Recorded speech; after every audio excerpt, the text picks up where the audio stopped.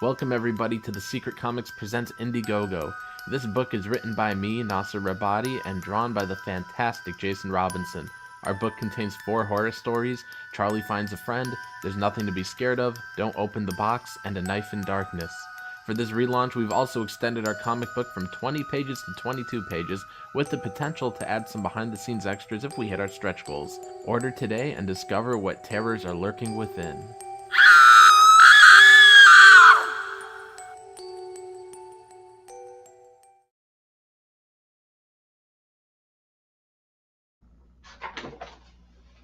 Well, that was the wrong ad, but hi everybody, how you doing? Jason Robinson, Illustration by Design. Good seeing you. Let's see who's here. Hey, Ice Queen is here. How you doing? Good seeing you.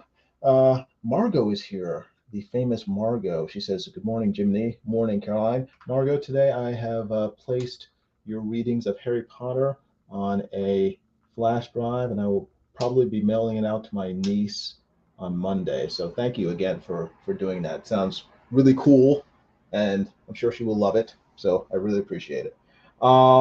Hey, Joseph Dredd is here, the law. How you doing? Good seeing you. He says, "Hail, fellow Insomniacs."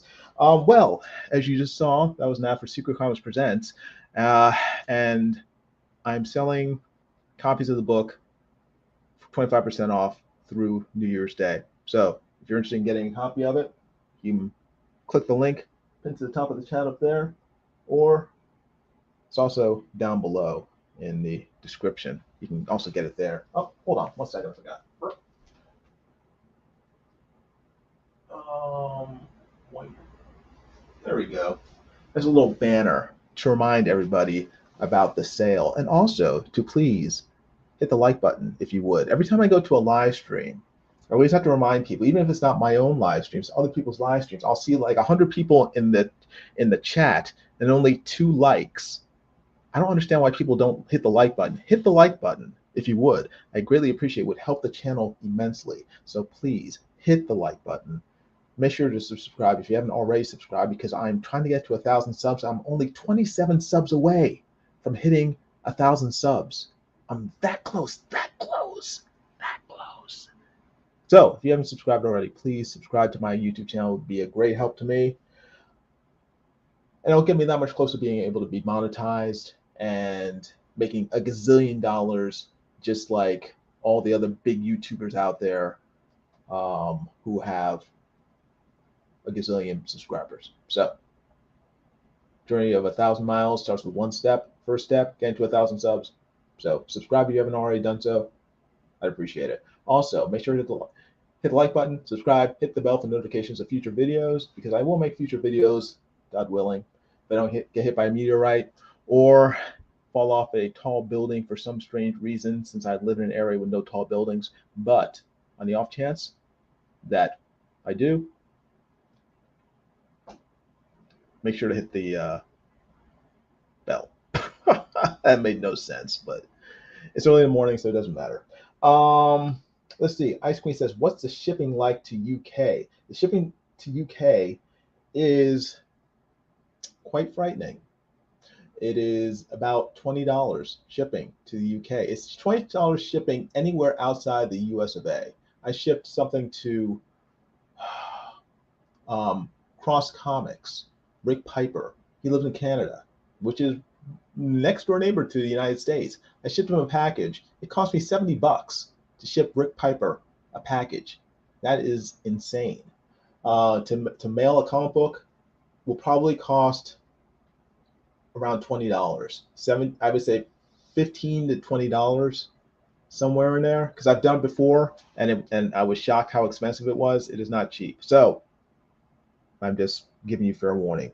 If you do buy the book, I will have to charge you shipping if you live outside the United States. If you live inside the United States, you get free shipping. So because shipping here in the United States is what, $5 to $7. So I can eat that, but I can't eat $20 a pop. I'm afraid. Ice Cream says, makes me worry that someone may be trying to knock you off. The only person who might be interested in trying to knock me off is asleep in the other room, and I try not to keep my back to her too often. So, thankfully, I think she still likes me, so I'm safe for now. What else? What else am I thinking? Oh yeah, tonight, right now, I'm gonna be doing some inking for a magazine illustration that I've been hired to do. That's my main job, is doing illustrations for magazines and ad agencies and stuff. So I've been hired to do some illustrations for a college magazine, Old Dominion University in Virginia, I think. And so they're doing an article about sort of predicting the future, scientists predicting what's going to happen with science and technology in the future. So they wanted some sort of symbolic illustrations to deal with that. So one of the illustrations is someone cracking open fortune cookies. Now each fortune cookie slip, there'll be like a different prediction, like robots will take over and kill all of humanity, or Elon Musk will become president after they change the constitution to allow people born in other countries to become president, and blah, blah, blah, so on and so forth. So that's one illustration. I'll be trying to do the inking on that tonight. I did one earlier today, and you may have seen this on the not YouTubes, but on the Twitters, and also on my Facebook page. If you follow me on Facebook, if you haven't already followed me on Facebook, go down below to the description and click the button. It'll have my Facebook page there, and you can see all my scribblings and whatnot on there. And also my Twitter account is there also, so you can also see more scribblings by me. But this is the other illustration for that article, and it basically shows various scientific type people. You got a doctor, you got a college professor, you got a scientist guy here, and they're all sort of trying to predict the future of what will happen with technology. Here, this doctor looks insane, like she's about to do some sort of unmentionable surgery or procedure on you. She's not. In between her hands will be a crystal ball. So she's actually gazing into a crystal ball, trying to predict the future of something. So you got crystal ball, you got this guy here doing the old Swami thing that Johnny Carson used to do, and what was his name? Karnak the Magnificent. with the envelope, and then you have this guy here doing the Professor X with his telepathy, trying to, I see a future with stuff. Anyway, so there's that. So this inking's done. This one I have to do, so that's what I'll be doing tonight. Something else. What else? Oh yes. Last time I live streamed, which is about a week or so ago. It's been a while because I've been kind of busy. But I started. I don't have it here because I mailed it off. I was doing a commission piece for a client. Wanted her daughter drawn as a superhero. I gave her this sketch here. Her daughter sort of smacking some made up snake monster with her little duck. Her pet duck is helping as working as wingman, backing her up, shooting her with his duck vision, shooting the snake with his duck vision. So I started that last live stream. Finished it off screen, so I figured I'll just show you guys how it turned out. I mailed it off a couple days ago, so she should have it by now, and she seemed happy with it. I got paid, so that's good. But hold on. I'll show you the pencils, and then the inks, and then the finished color art. So, in that order. If I can do it without screwing it up. Let's see. Can I do this without screwing it up? Add the stream. Boom. Okay, so far so good. There are the pencils. Actually, hold on. There we go. There are the finished pencils for the drawing. And zoom in. As you can see, I did it on actual artboard. I did it with my own two hands. I didn't use I didn't use a computer to draw and ink it. I thought about doing it, and I tried actually doing, where'd it go? I tried doing this. Oh, you can't see. Hold on.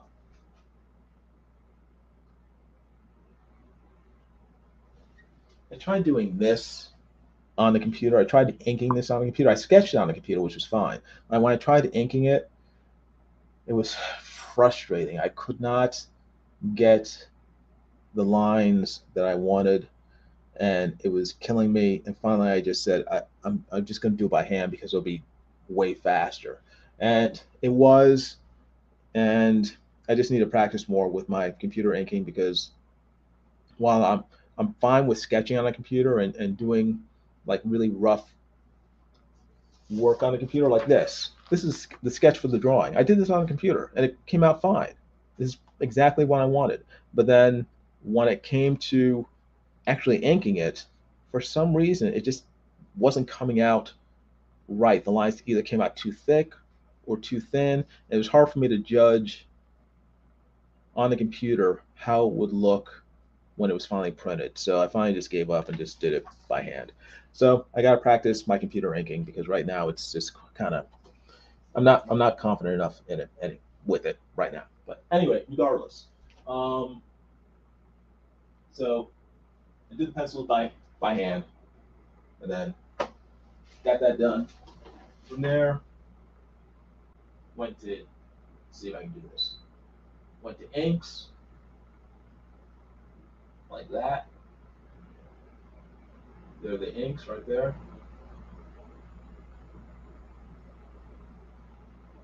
And then went to color, like that.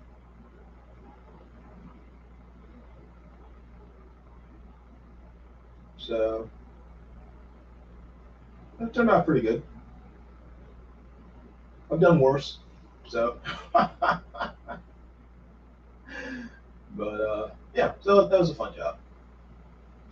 But anyway, anywho, I'm gonna get started on this drawing tonight, and then we'll see how it turns out.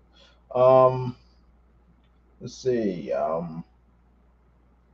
Joseph Dress says, yes, Old Dominion is in Virginia. He says the Great Karnak. Yes, the Great Karnak. For some of you may not even remember who Johnny Carson is. Some of you youngins out there, but he was. You can still find many of his episodes of the Tonight Show on YouTube. So I advise you to go look him up. Johnny Carson.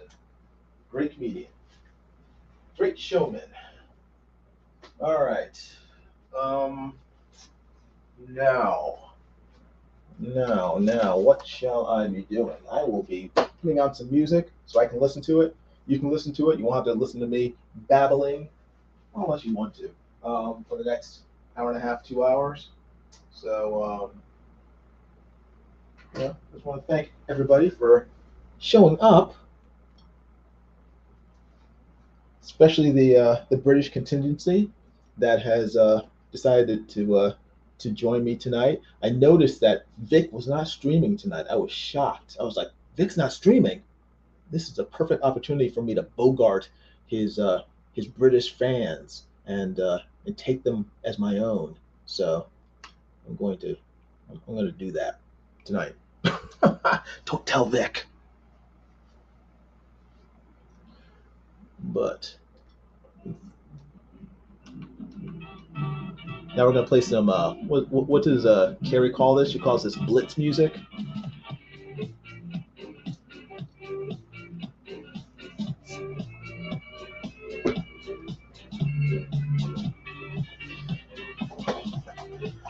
If you have any questions, feel free to ask. I'll be here for the next hour and a half or so. It will not be a 10-hour stream like Vic does. Ice Queen says, I'm always your fan, Jiminy. Thank you very much. I appreciate that. I'm a fan of yours as well.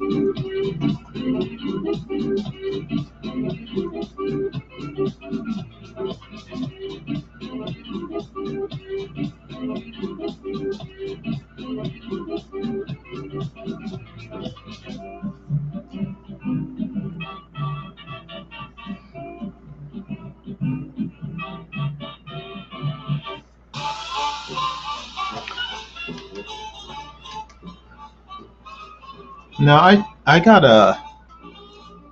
have a video game system here at home. It's a PS3, and a couple weeks ago, my friend who had a PS4 contacted me, and he said that he was getting a PS5. And he wanted to know if I wanted his PS4. So I said yes, because It was free, so why not? But so I got the PS4, and I realized right shortly after getting it that you can stream, you can stream your gameplay with a PS4. So I looked up how to stream it and stuff. Um, I downloaded Fortnite, which I kind of like watching people play Fortnite on YouTube. That's kind of one of the ways I waste time. And but I've never really played. So I downloaded it and started playing it, and it's a fun game, but I'm not good at it. I've won a few times, but I get killed quite a bit. So by 8-year-olds, probably 8 to 10-year-olds are usually using me as target practice.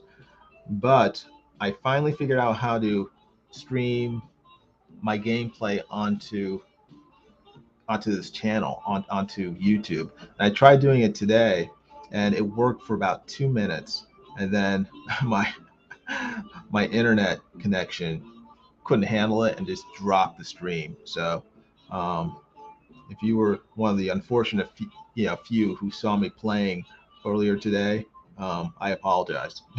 Because I didn't even get a chance to actually start playing. It was still on the setup screen, and then the whole stream just dropped. So I'll keep trying though. I don't know. I probably need either a stronger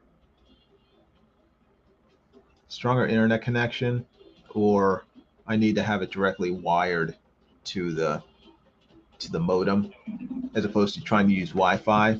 I don't think it's stable enough to do over Wi-Fi, at least with my current internet. And I'm not going to increase my internet speed just to play games though. So either it works or it doesn't. We'll see. Margo says you can stream with Xbox too. Oh, cool.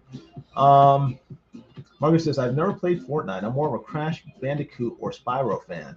I think I played Crash Bandicoot once years ago, a long time ago, on someone else's game system. I mean, it was an interesting game. I tend to, what type of games do I like? I'm not a violent person, but this may explain why.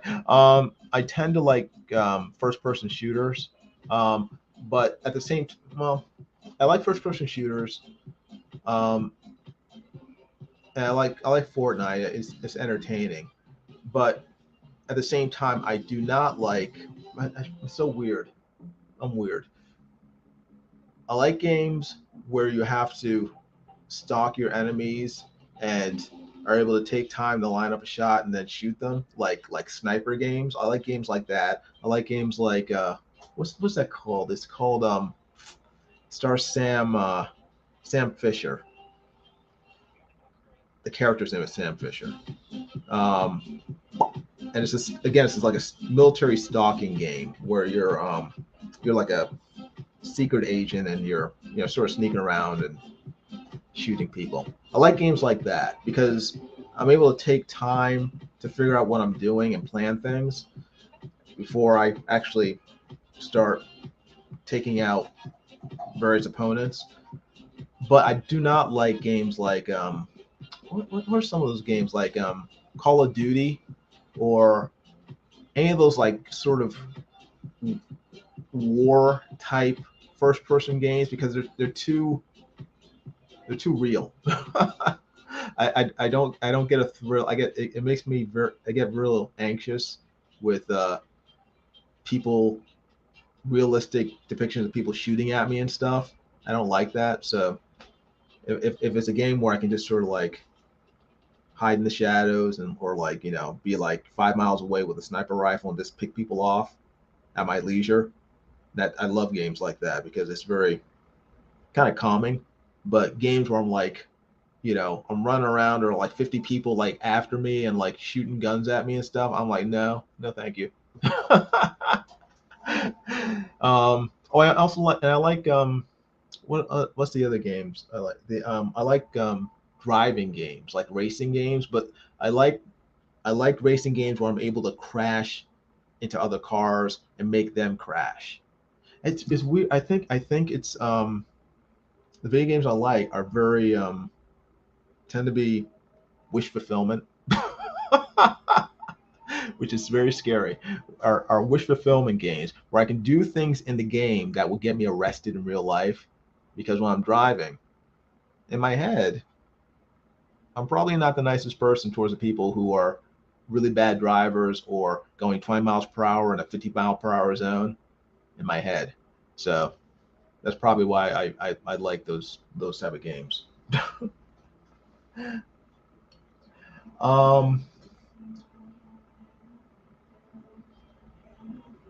Ice Cream says I should do that. I play all kinds of games. Spyro is cool. I've never played Spyro. I'm not familiar with it. Margo says I like the platform games. Okay, cool. Ice Cream says, honestly, I'm more of a Sims player. I like building things. Cool, cool. She says, I like mystery puzzle solving games too. Stray was my last bought game. Margo says Mario. Yeah.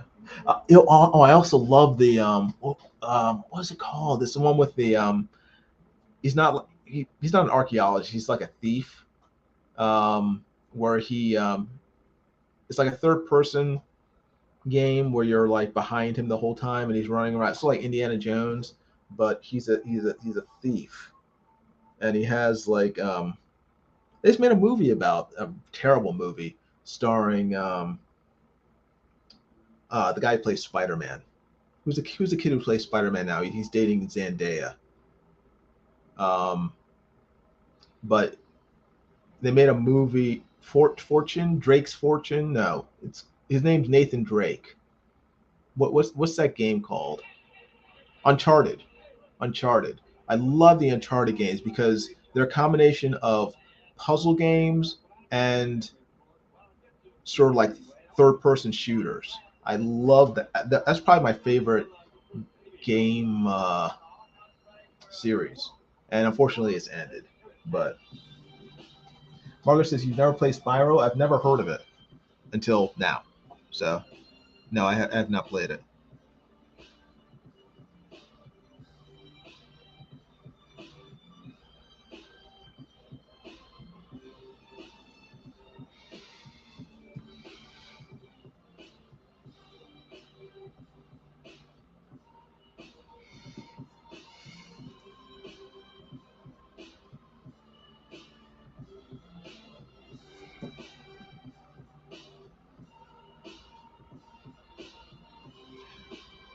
All right, I have to measure my time because if I don't, I will not get this done in a timely manner, and I need to.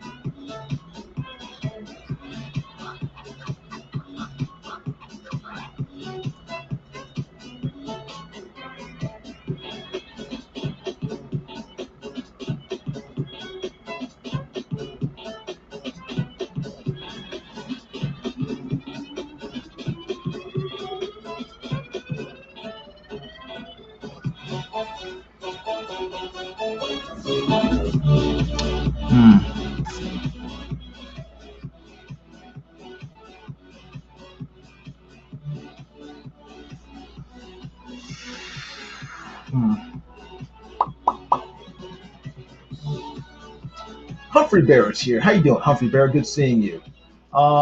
Margaret says he's a very lovable dragon, Spyro. Okay, I know. Okay, and now I know what you're talking about. I've never played that game, but I know what Spyro looks like. But yeah, I've never played it. Humphrey Bear says Henry Cavill. Poor Henry Cavill. Is it Henry Cavill or Henry Cavill? I don't know. I'll say Henry Cavill. Ice Queen says, I'm not a very violent person. But you are violent. You're just not very violent.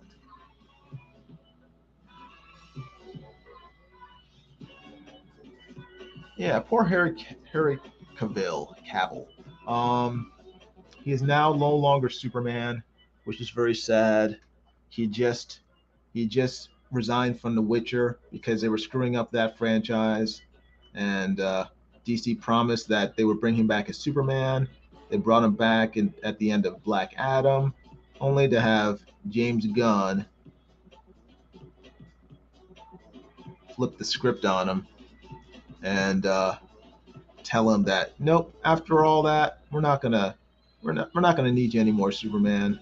We'll just hire someone younger, someone cheaper, and we're gonna do young Superman movies, which makes no sense because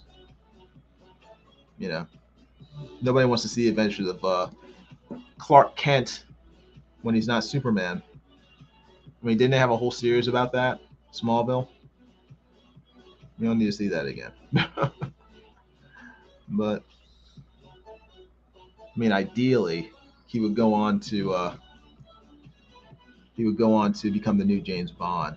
But I don't know if that's going to happen either, because apparently today he announced that he's going to be making a Warhammer series based on the video game or the RPG game or whatever it is. I don't know.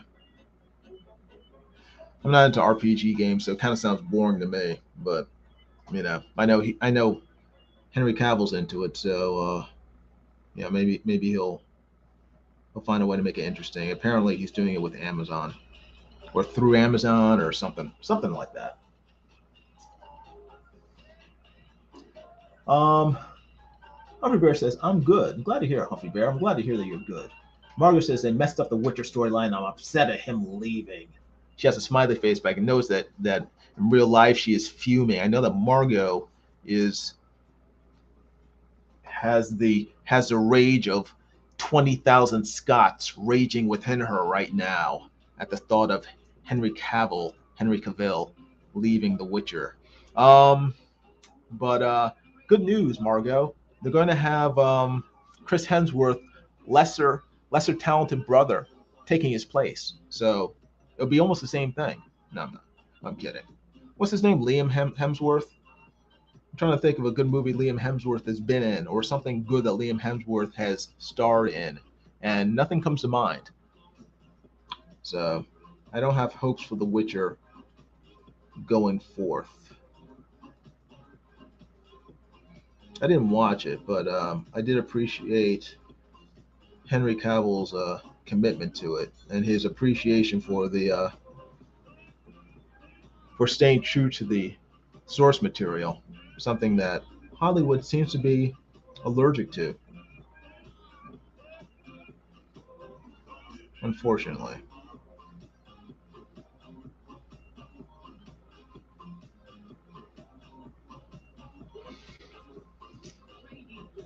All right, let's see here.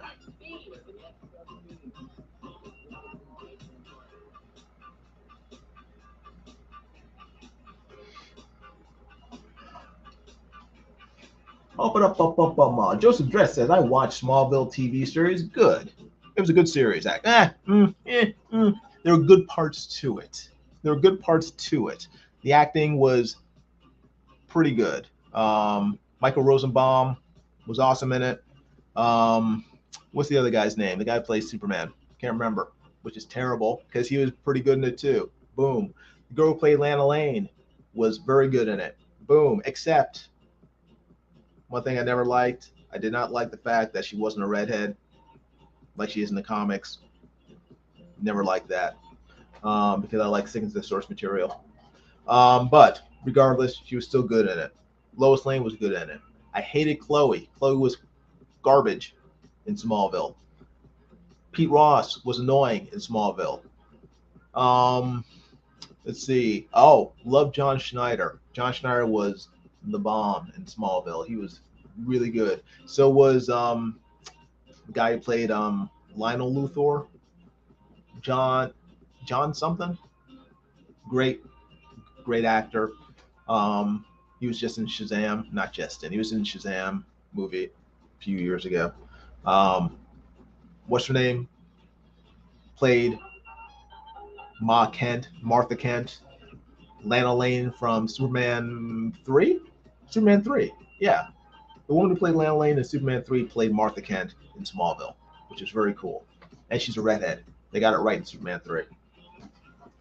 Tom Welling, thank you very much. Joseph Dredd. Tom Welling played Clark Kent, but not Superman, because he refused to wear the costume like an idiot in the last episode. Stupid Tom Welling. He's good in the role, but he's kind of a jerk at the end. Now, he kind of was a jerk for not wearing that uniform. He should have worn it for the fans, for me. Alpha Pro says Pete Ross was supposed to be blonde. If he was supposed to be blonde, then they did really bad casting. Now I know he's supposed to be blonde. They race swapped him, and that didn't bother me too much because nobody knows who Pete Ross was or is in the comics. It bothered me a lot more when they race swapped Jimmy Olsen in Supergirl and turned him from a small redheaded nerd into like a 6'4" buff bruiser who was bigger than Superman. That didn't make any sense to me. It was stupid. It was obviously done for race baiting purposes. Not race baiting, wrong word. Race swapping purposes. For diversity. And to me, that's stupid. Don't do that. If you have a well-known character like Pete Ross or Clark Kent or Bruce Wayne, or not Pete Ross, but Jimmy Olsen, Clark Kent, Bruce Wayne, leave them. Don't make them Chinese or black or midgets or quadriplegics. Just find an actor. If he doesn't look like the character, use makeup to make him look like the character. Christopher Reeve, probably the most famous Superman out there. He was a redhead. He was a ginger.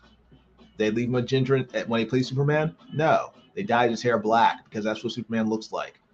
Did they let him stay a scrawny 6'4" redheaded nerd? No. They dyed his hair, made him work out, and buffed him up so he looked like the character. That's what you're supposed to do. So, I missed a whole bunch of stuff because I was babbling and rambling. Alpha Pro says Henry Cavill was into Gina Carano too. Yes, they dated for a while. Marco asked, Joseph, if you watched Lois and Clark, the BBC one is very good. They had a BBC version of Lois and Clark. I know they had an American version. I don't know about the BBC version. Or maybe play it on the BBC?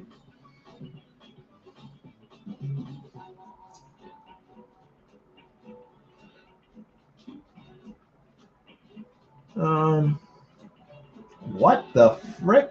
Oh, John Glover. Yes, John Glover is Lionel Luthor. Yeah, great actor. Really good. Margot says there's a new Lois and Clark. Can't remember Derek Hale's real name. I'm not sure I understand. Margot will have to expound on that because I am confused. Alpha Pro says Superman has been on TV more than in movies. Only movies can really represent the power of Superman. TV budget nerfed Superman. Man of Steel was the first time Superman saw Superman's abilities 100%. Well, nowadays, you don't have to nerf a character's abilities. I mean, you just need a big enough budget to show them. So if DC wanted to, they could make a Superman series that was good. I mean, I don't know if you guys have watched what is it? Superman and Lois, I think it's called, on the CW. It's actually pretty good, and I was surprised how well they managed to not screw up that show, considering it's on the CW, and CW screws up every show, every superhero show that's on it. So, you know, I think it can be done. It's just you need showrunners who are willing to make it good.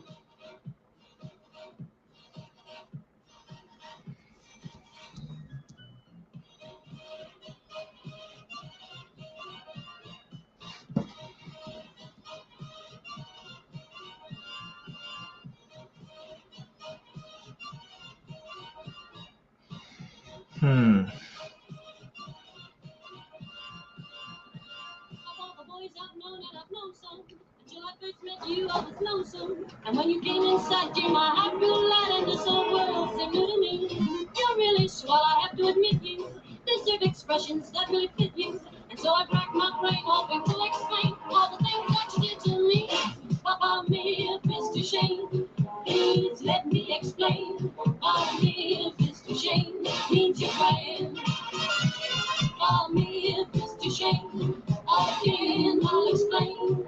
It means you're the fairest in the land. It means you're the fairest. It means you're the fairest. It means you're the fairest in the land.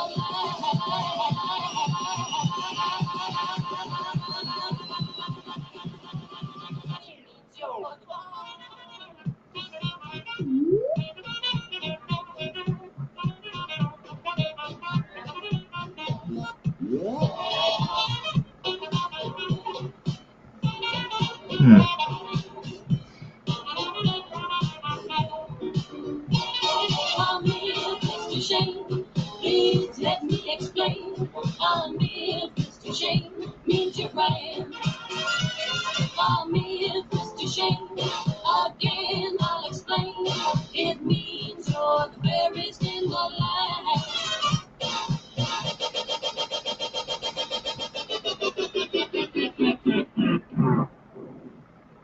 Greetings from the end.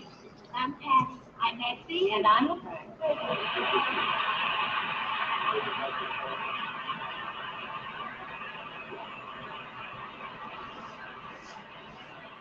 I would say Bella, even 𝗪 each language only helps me tell you how brand you are. I've got to expect you to call me a 𝗔𝗥𝗧, so 𝗔𝗥𝗧, you understand?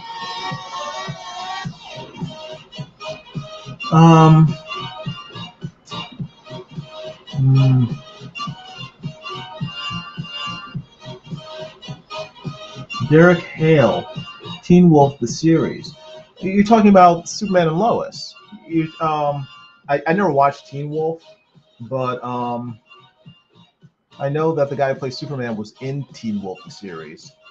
So I'm assuming that's what you mean. It's not Lois and Clark. It's called Superman and Lois. And yeah, it's a good show. I like it.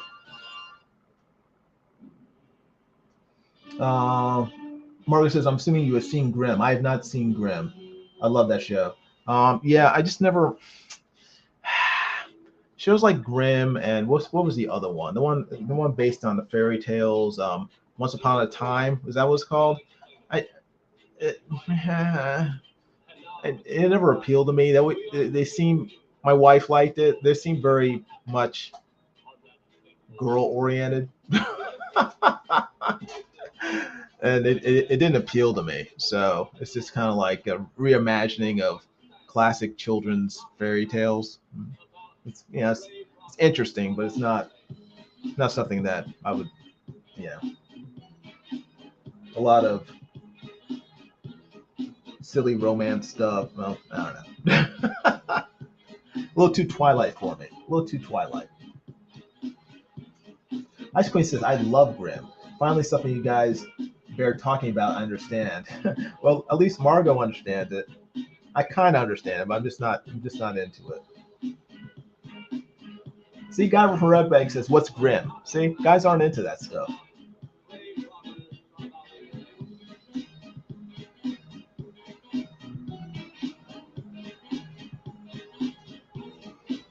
I do like supernatural things, but I just don't. It just depends on how they're depicted.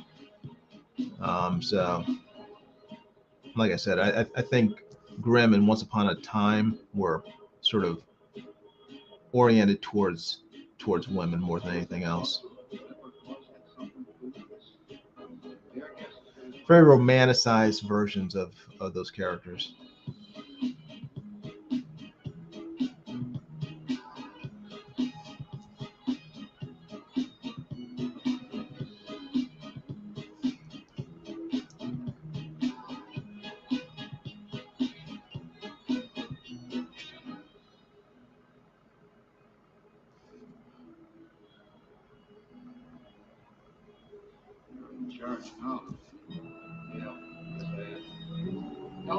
Yes, sir.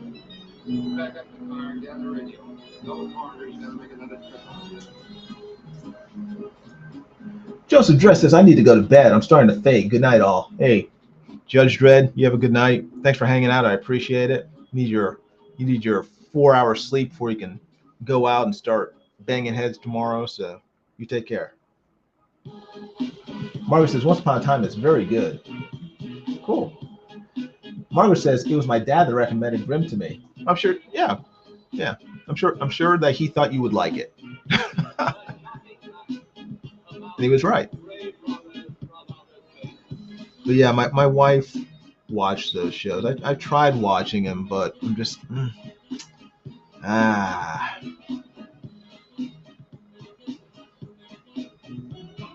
just very soap opera-y to me.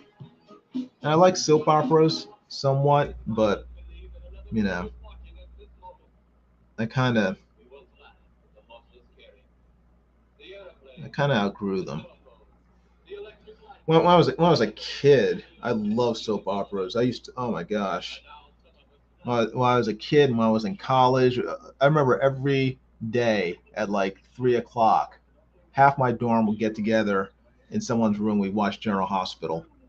So it was fun. What happened? What am I? Okay, still running. Thought the stream went down. Uh-oh. Something's going on. My phone anyway.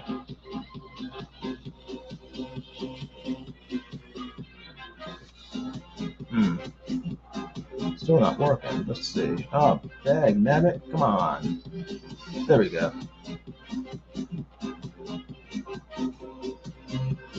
Oh boy. Try this. Hey, TJ's here. Good seeing you, TJ. Hope you're doing well. Ice Queen says, I hate soap operas. What? What? Ice Queen, you don't know what you're missing. Soap operas were the best. They're fun. Shoot. And I'm losing all of my chat. What's going on here? Oh, there we go. Oh, phew. Finally. Why isn't I? YouTube keeps on shutting down on my my phone every time I try to read something.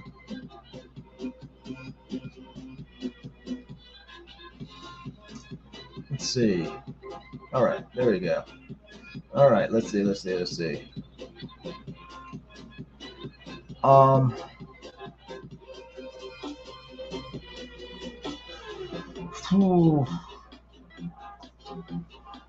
All right, Ice Queen says, I like Once Upon a Time, but the later series wasn't as good. Oh, okay. I know it lasted for a long time, so what was it like? Was not for is like 5 years, 7 years? I can't remember. Joseph Dress says, I've been trying to pimp your channel everywhere that I have a wrench. Oh, thanks. I appreciate that, Joseph. Margot says that she prefers the older versions of Once Upon a Time as well. Yeah, I think that they start off probably with a strong idea, and then as the seasons went on, they had to come up with new ideas and stuff, and they probably weren't as good. So that's probably, it probably isn't surprising.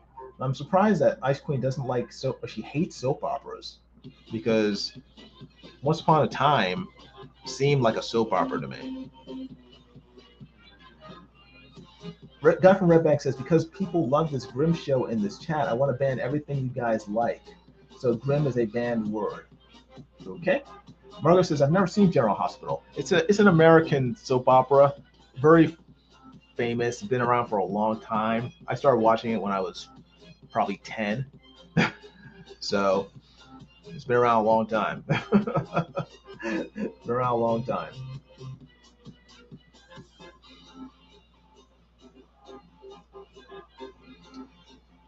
Okay. TJ says it's the US version of Casualty with more drama. Okay. I'm not familiar with Casualty, but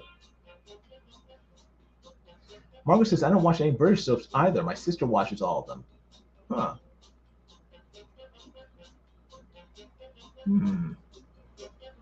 And Guy from Red Bank is very hungry.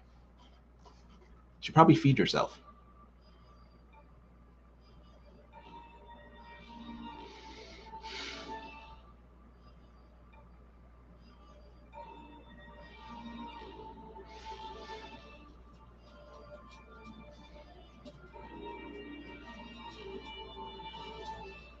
We don't know. All the other suspects. My job, find out.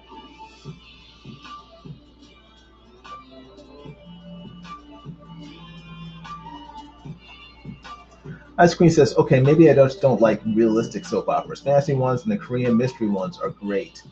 Oh, okay. Gotcha. Yeah. But no soap opera is realistic. That's kind of the fun of them. They're so ridiculous that they're just, you know. I remember when I started watching General Hospital when I was 10.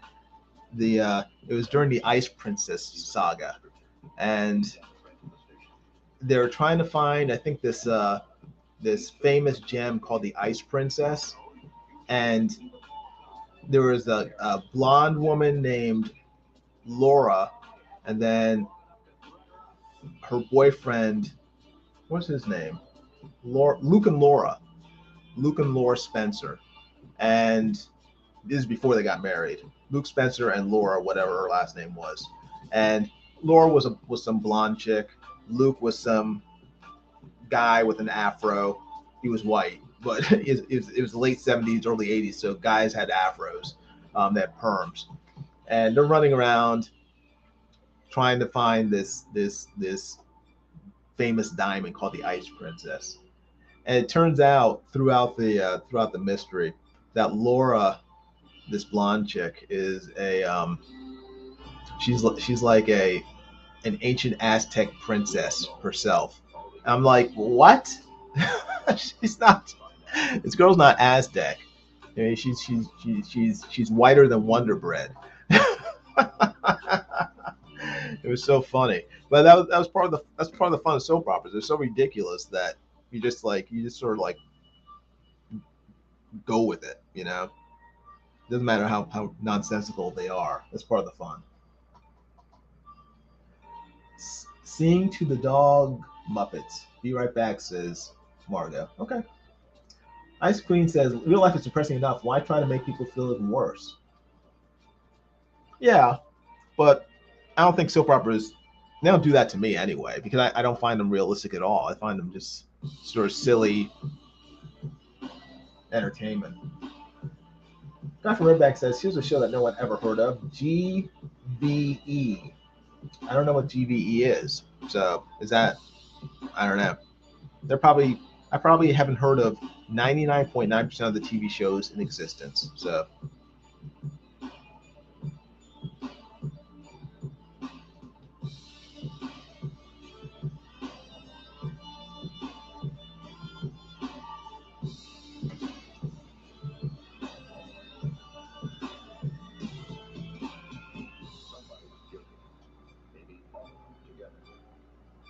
stitches and stories, we're stuck with a crooked crime. It happens more than you think. Hmm.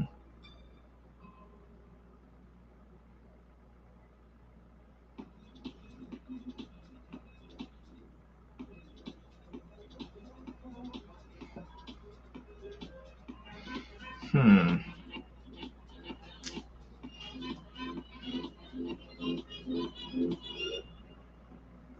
To what new horizons can we look now? Where are tomorrow's opportunities? Frontiers of the future are not on any map. But now, what's ahead of us? Good versus Evil. I've heard of that show. I'm trying to remember if I've ever seen it. Good versus Evil. Good versus Evil. It's familiar. Good versus Evil. I have heard of it. So, but I may have watched an episode, but I didn't watch it on a regular basis. Ice Cream says I barely watch TV ever. I don't watch TV barely ever. That mean you do watch TV or you don't watch TV? Barely. I'm assuming you mean that you hardly watch TV.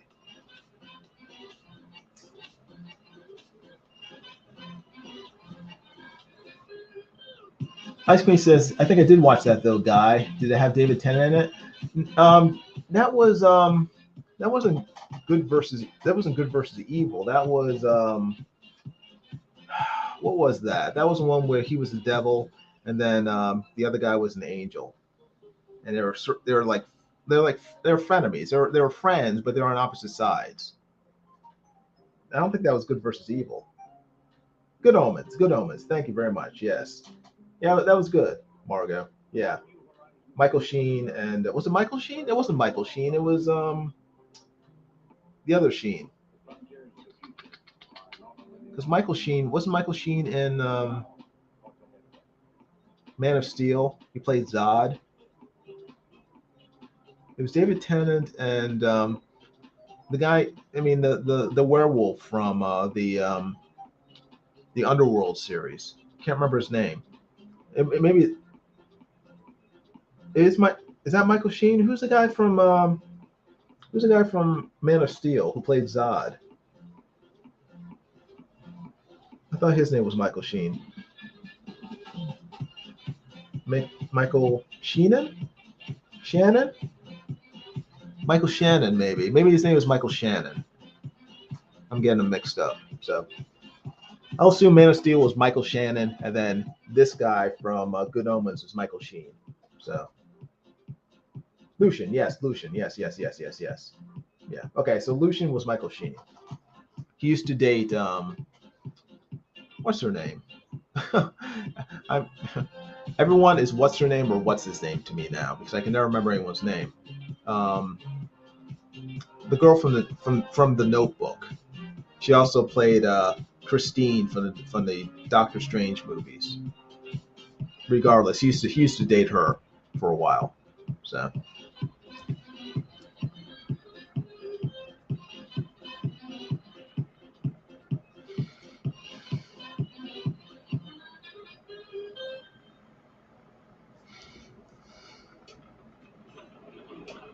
Hi there. What a wonderful time for you to drop by. All right. All right. I'd love to introduce you before they begin. Honestly, we're all just bursting with excitement about this brilliant new performer. We think this one will not only win every award hands down, but it's just going to win the hearts all over the country. Dropping on pens. Drawing real slow. What time is it? It's 4:45. I started this at what? 3:45. Okay, so it's only been about an hour, so it hasn't been that long. So I was worried that I wasted more time than I have. But let me focus a little more on inking.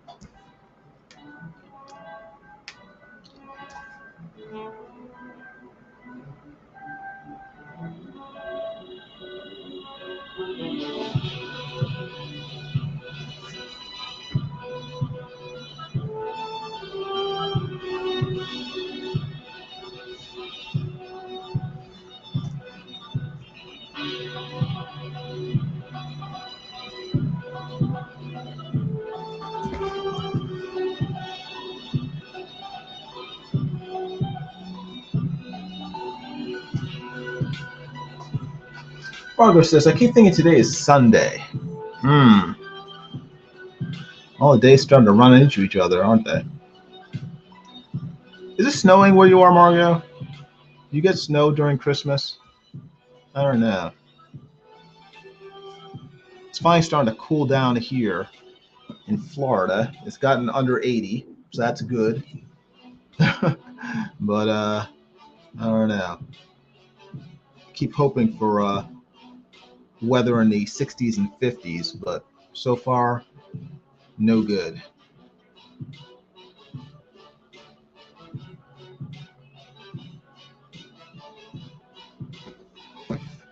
Nothing yet, but keep hoping. Keep hoping. Hopefully, we'll get some winter weather at some point, or at least fall or spring weather in the 50s or 60s.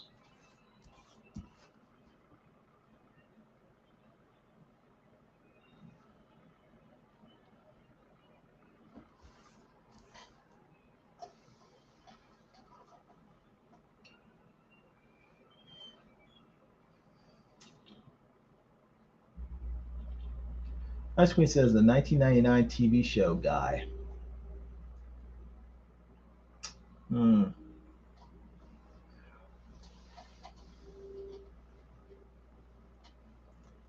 Margaret says no snow yet, but we can hope. Yes. I hope you have a snowy Christmas.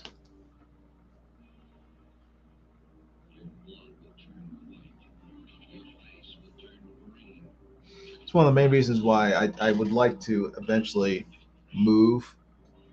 I think there's no change of season in Florida, except for the rare, at least in South Florida, except for the rare days when we get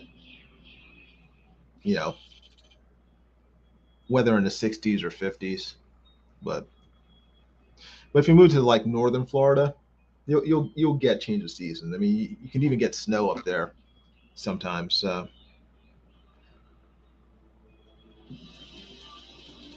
But South Florida is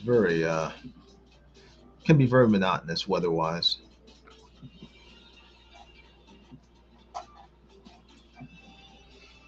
I think I may have put too many lines in these hands. I may have to do some whitening out because it looks like old man hands. A little too wrinkly.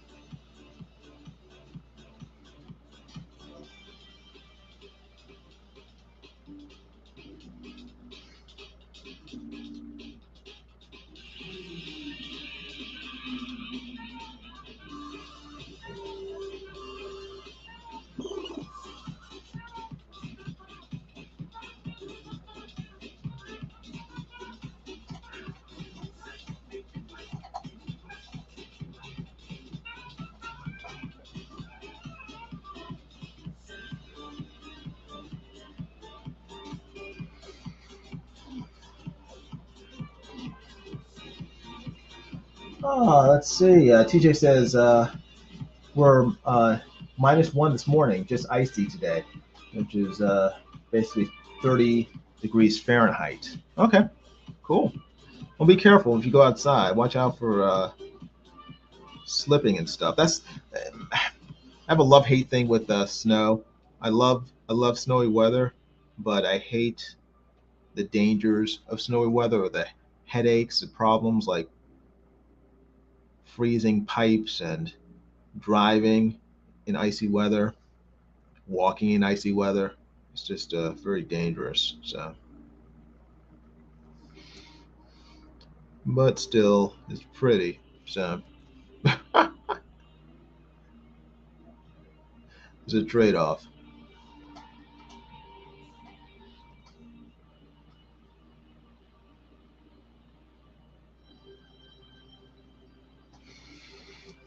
Hmm.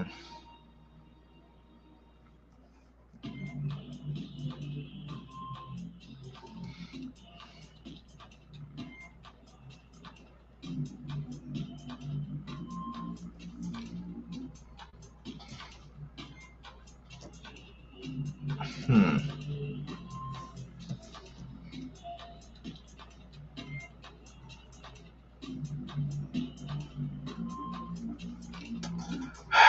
Hmm.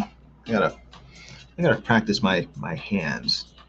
Learn not to make too many lines in them.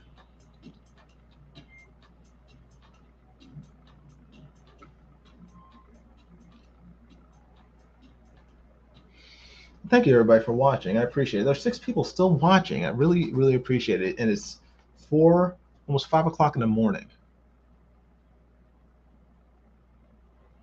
I'm very grateful for your attendance. Like this is a classroom. AA Ron. Where is AA Ron?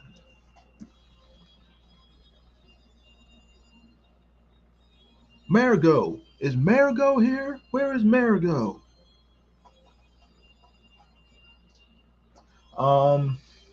Margaret says, we are higher than you, TJ. It's been above 0 for 2 days now. Oh, but it's still cold. It's still pretty cool there, though. Sounds like it. I mean, if it's around, 2 or 3 degrees Celsius, it's pretty chilly. No snow, but still. When you have certain experiences, you respond with various emotions. Stimulus response. Just as this sort of stimulus produces a sort of involuntary response.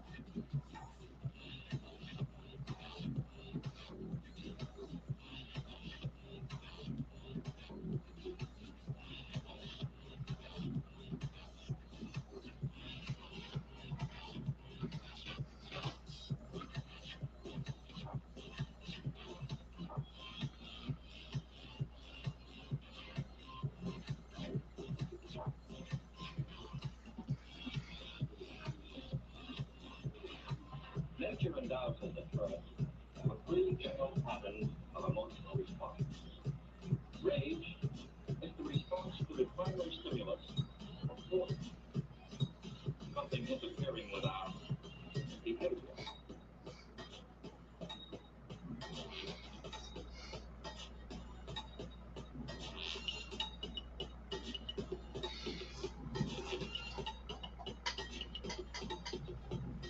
Fear is the response to loud noises or loss of support.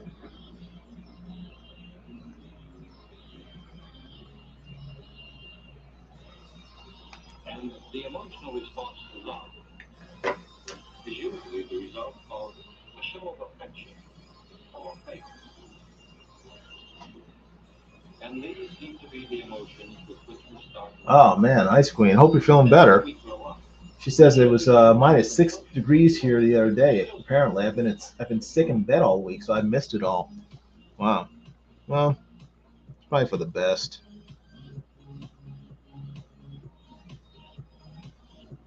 I mean, at least you're warm inside your home. hopefully you'll be feeling better soon. You can go out and appreciate the cooler weather.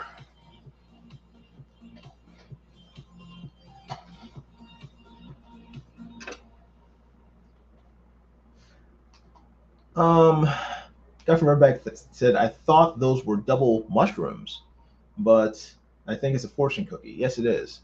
He is cracking open fortune cookies and looking through them.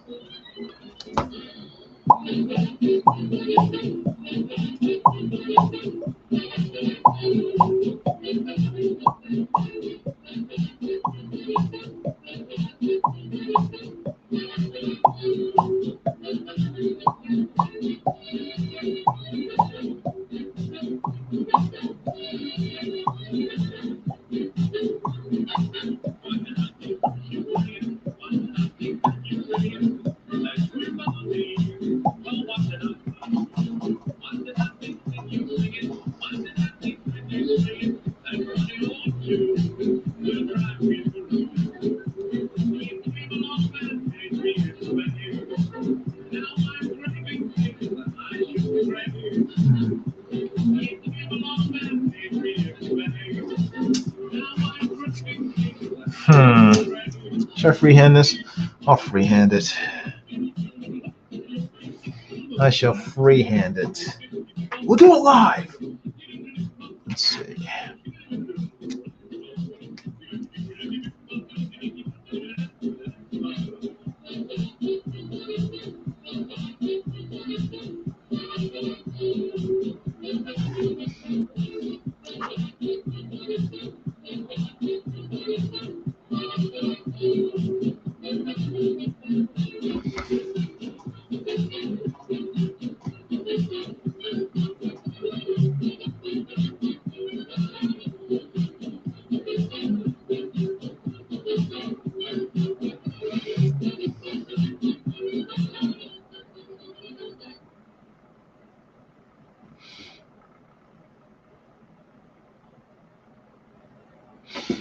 All right.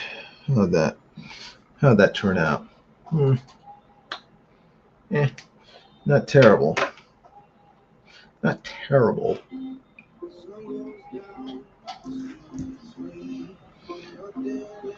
Let me try. Nah. I will use a pen, because if I try using a brush, I will probably mess it up.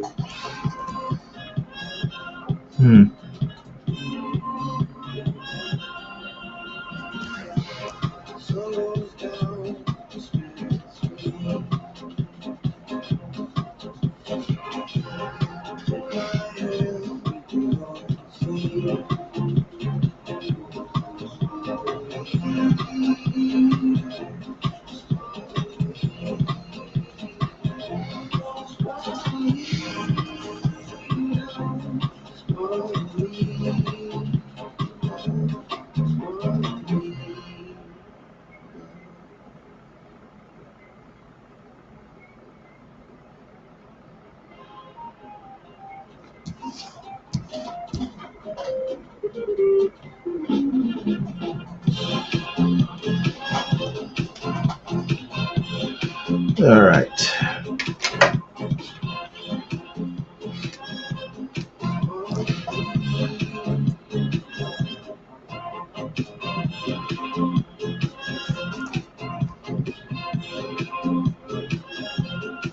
The hard part is done because that actually make it look like hands. The easy part is making this look like crumbs, which is easy because crumbs don't have any particular shape. They're very easy. You just draw broken pieces of stuff.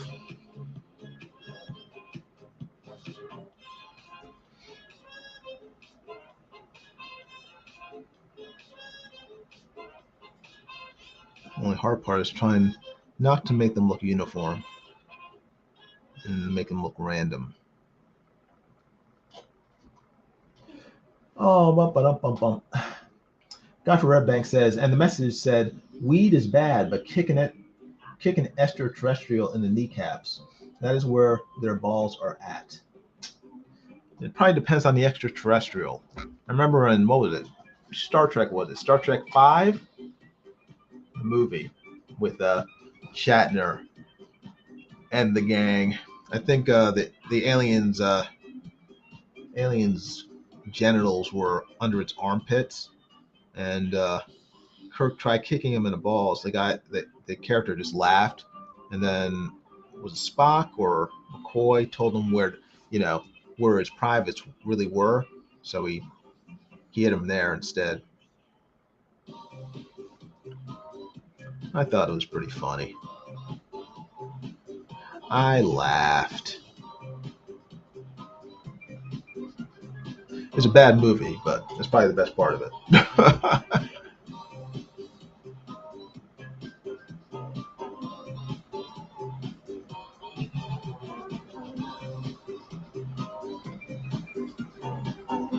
Ooh, excuse me. Pardon me.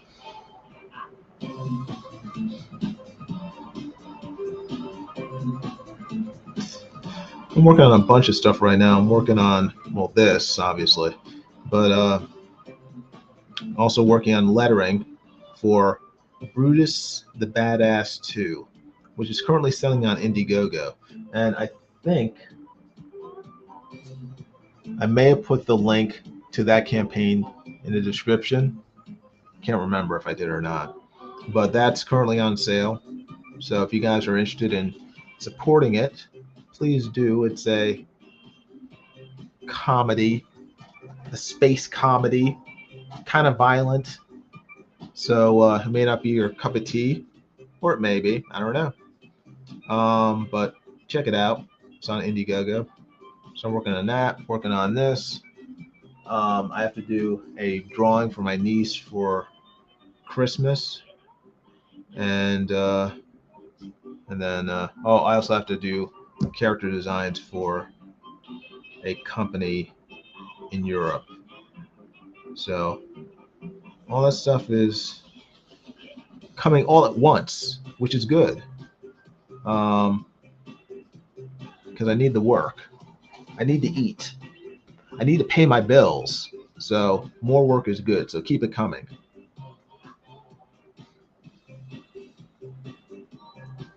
any multi-gazillionaires are out there listening, Elon Musk, if you're listening to my YouTube channel right now, commission me.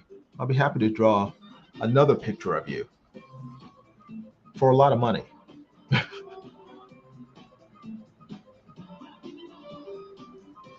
So what do you guys think about the new Twitter, Elon Musk's Twitter, as opposed to old Twitter? Do you like it better, less? Do you avoid Twitter altogether because you're smart? Which would be the wise thing to do? Twitter is kind of, I always call Twitter the sewer of social media, which it generally is, I guess. It definitely was before Elon Musk took over. Is it still the sewer of social media? I don't know. I would say at this point, no. I would say TikTok is probably the sewer of social media. But, you know, your opinions may vary. I'm not into TikTok, so.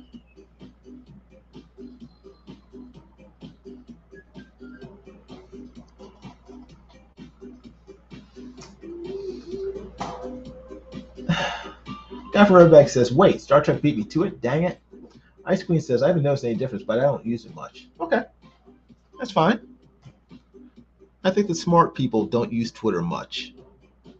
Only people looking for conflict tend to use Twitter, I think.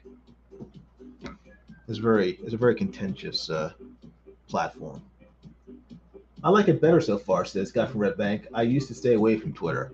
Yeah, me too. I find it much more entertaining now, just because before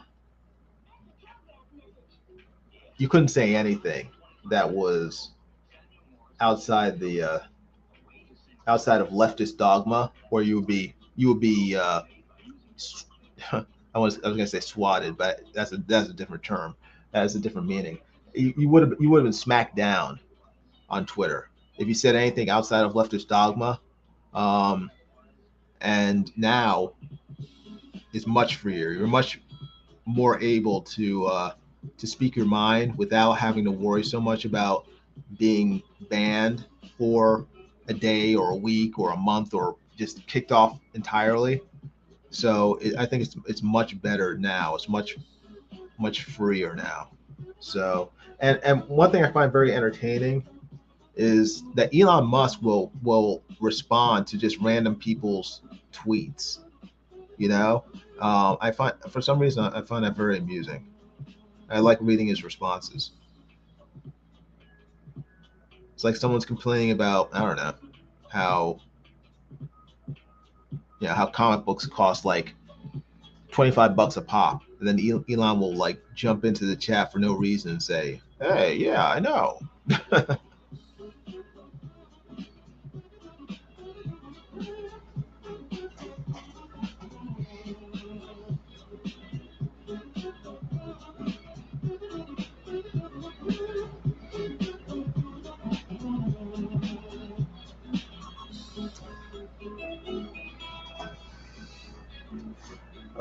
Alpha Pro says, why would you get banned? I just post my art, some updates, and look at waifus. Well, I got banned last week. I got banned last week for, what did I say? Oh, I said that Prince Harry and Meghan Markle deserve to be slapped upside the head and banished from ever setting foot on English soil ever again. And they banned me for a week for saying that. But it was true.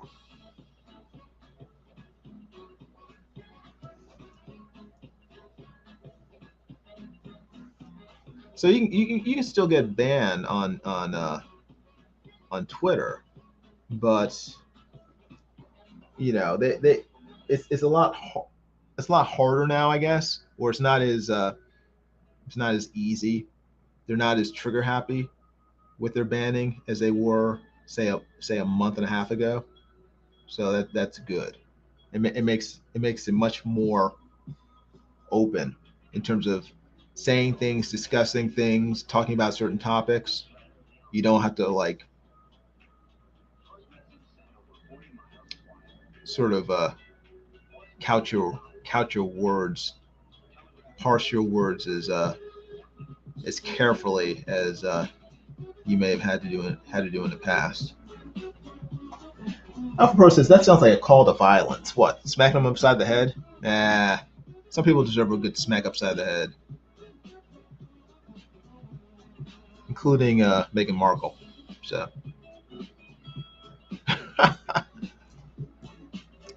Now that is a con artist.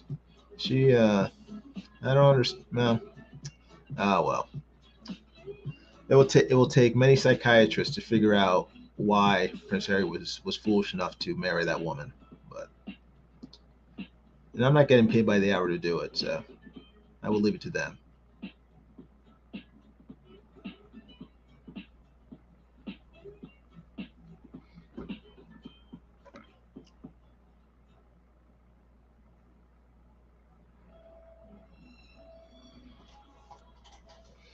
Let's see.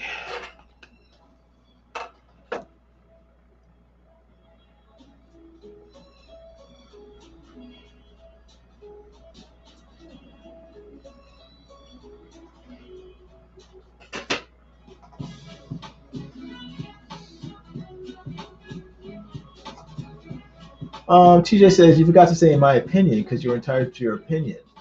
So long as you're not forcing it on others. That doesn't matter. I mean, you can say my opinion, you know, old ladies, you know, deserve to be run over, but that'll get you banned on Twitter. It's not, I mean, whether it's your opinion or not, it's just the fact that you say anything that can be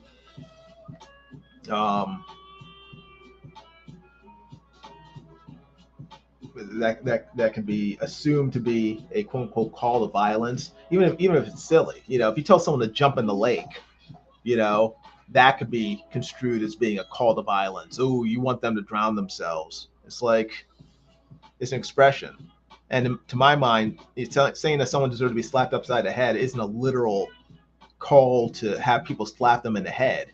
It's an expression. I mean, they deserve to have some. Again, I'm going to say something that could be taken as a call for violence. It's like saying, you know, they deserve to have some sense knocked into them. That's an expression, but if you wanted to, you could say, oh, they're calling for that person to be physically assaulted when you're not. It's an expression. You know, they need to, you know, whatever, have some sense knocked into them, be slapped upside the head. Need to, you know, they need to wake up and realize that they're idiots. You know, that's basically what it means. Hey, Marsupial Gamers here. How you doing? Alpha Pro says she is fairly attractive. Yes, she is fairly attractive, but she's also fairly evil. So it doesn't matter. I mean, this is a woman who, I mean, I call her, what do I call her? I refer to Meghan Markle as Wallace Simpson 2.0. I don't know if you guys, well, the British ladies in the chat will know who Wallace Simpson is. But you know, she was the American divorcee who was a King Edward VIII. No, not Edward VIII. Which one? What was he? Queen Elizabeth's uncle. I can't remember what king he was. Yeah, no, it was Edward VIII, I think. Edward VII? I can't remember. Regardless, he abdicated the throne right after he got it in 1936. He abdicated the throne, gave it up for this American divorcee who'd been pretty much worthless, but she got her claws into him, and he abandoned the throne, his country, everything, and went off to live in France with her. And then his brother, Queen Elizabeth's father, ended up being stuck with the throne. But it is, I mean, it's a huge responsibility. He ended up taking the throne, and you know, so. But Walt Simpson was just like, ugh. And when Meghan Markle got her claws into Harry, it was like watching the same bad movie all over again. And I don't understand, with his family history, why he couldn't see that coming a mile away. An American divorcee who is interested in, you know, gold digging American divorcee who wants fame and fortune. Avoid them. It was Edward the third, Edward the eighth. Okay, it was Edward the eighth. Okay. Alfred Pro says, "Wow, he abandoned everything for a woman. That would be considered a love story nowadays. Maybe on a Hallmark channel, but in real life, it just causes a huge mess. And in a Hallmark movie, he wouldn't abandon the throne. He would just make her his queen. That's how that would work. So it was just foolish. It was foolish." And everyone could tell that this woman was trouble, and he was too dumb to listen. Just like Prince Harry, everyone knows that Meghan Markle is trouble. She's proven it. She's proven over the past, how long have they been married? 5 years now? I don't know. But you know, she made him give up his princeship, whatever it's called, his abdicate his responsibilities to the throne. She's basically, they basically become estranged from his family, and now they sold out the family and England, to my mind, for $100 million to Netflix for a stupid tell-all documentary. It's just low class, terrible. So I don't have a great love for Meghan Markle. I used to watch her on Suits. I don't know if you guys ever watched that TV show. It was a good show, except for Meghan Markle. She was the worst actor on the show. But you know, she ugh.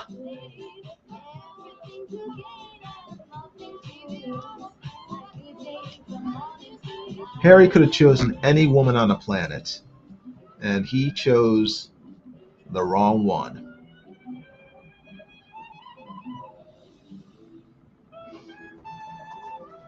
Margaret says, "I liked her in Suits."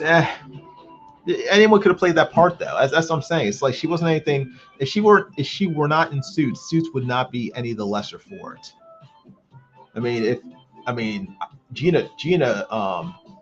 Gina Torres, to me, was the best part of Suits. The what's her name? Jessica, the woman who ran the law firm. She was awesome.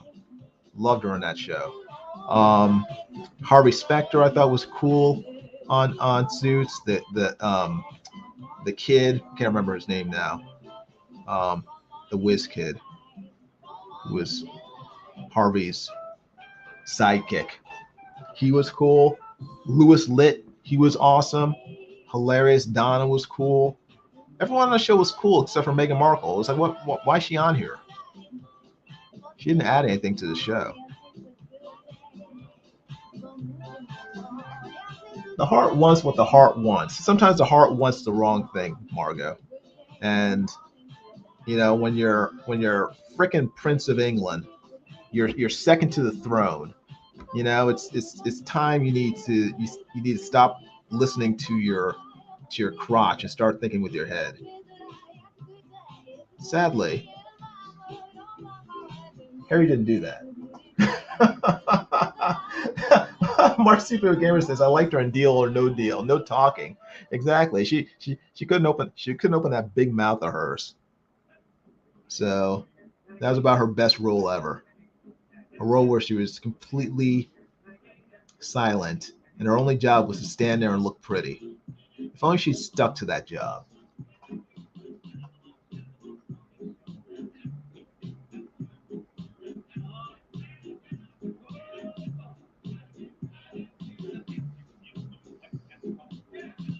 TJ says she wanted the king, but he abdicated. They lived separate lives in the same French villa after that. Well, he couldn't. Well, she was dumb then because he couldn't marry her because she was a divorcee. And she should have. I mean, if she wanted to marry the king, you know, she shouldn't have been divorced. Well, she weren't. Regardless, she didn't get what she wanted, so she was stupid.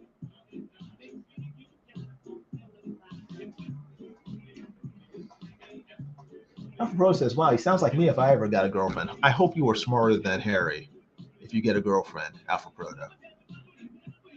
There are, in case you didn't know, there are more women on the planet than there are men.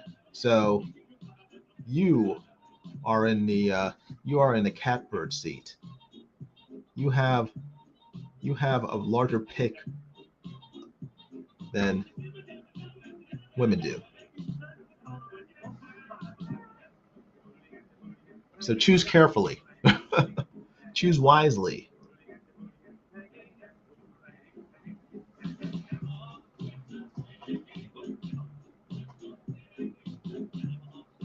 Margaret says, "I didn't like her character. She played an evil goddess on Angel."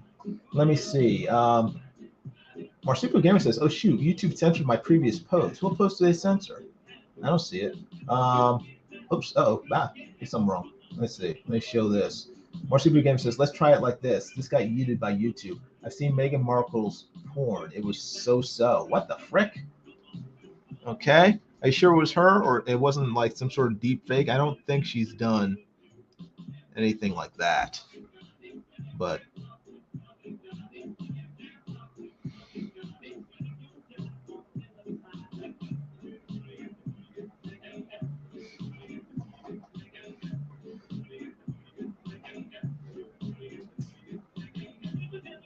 𝗙𝗵𝗏𝗏 says, "What? That had to be a leak." I don't even think it was a leak. I'm guessing it was fake. I don't believe that she's done porn, because I can guarantee you that if she had done porn, we would all know about it. Not only that, but the royal family would have. I mean, I'm sure they did a deep dive on that woman before she married Harry. If she did anything like that, they would never have let her marry him.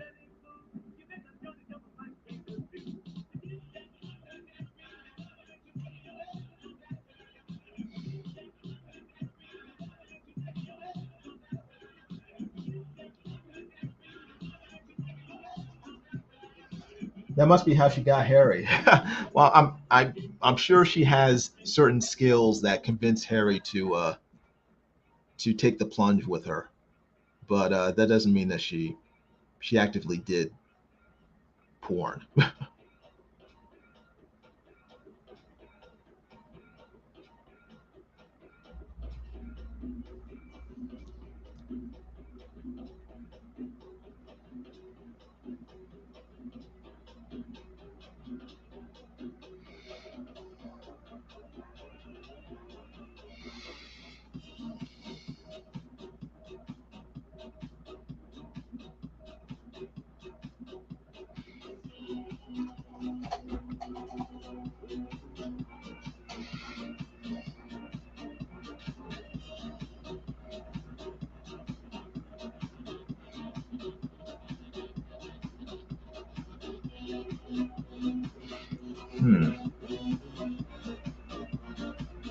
What have you bumped that control board? You should be mid-speak by now. What have I told you?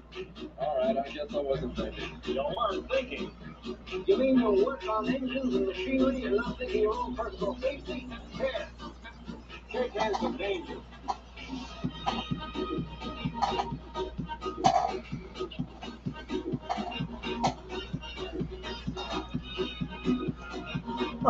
Marsupial Gamer says, "Huh, I thought it was real. I guess she dated an adult film star?" I have no idea. Meghan Markle's dating history has never been an interest of mine. Till she tried to screw over the heir to the throne. Actually, she did. She didn't just try, she did. So.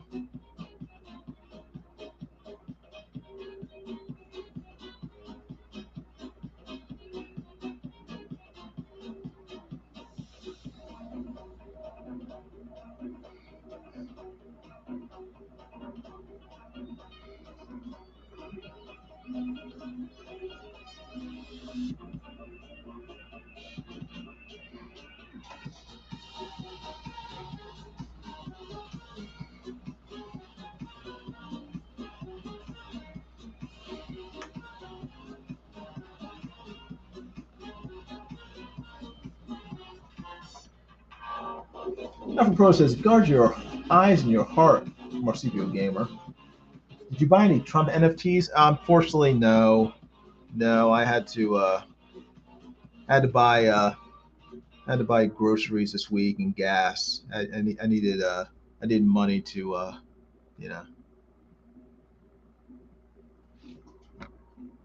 to pay for Band-Aids and stuff.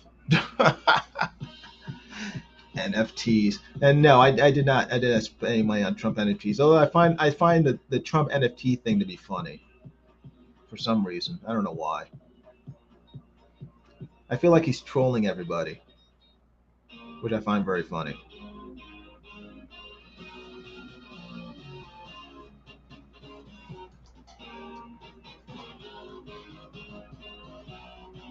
Although with the whole what's that scumbag's name? The one who built a bunch of people out of hundreds of billions of dollars with his NFT scam. Was it NFT? No, was it with his what was that scam? He's living in the Bahamas, or he's in jail in the Bahamas. Sam something. Some Bitcoin or cryptocurrency scam. I'm surprised that Trump would even bother doing anything with NFTs now.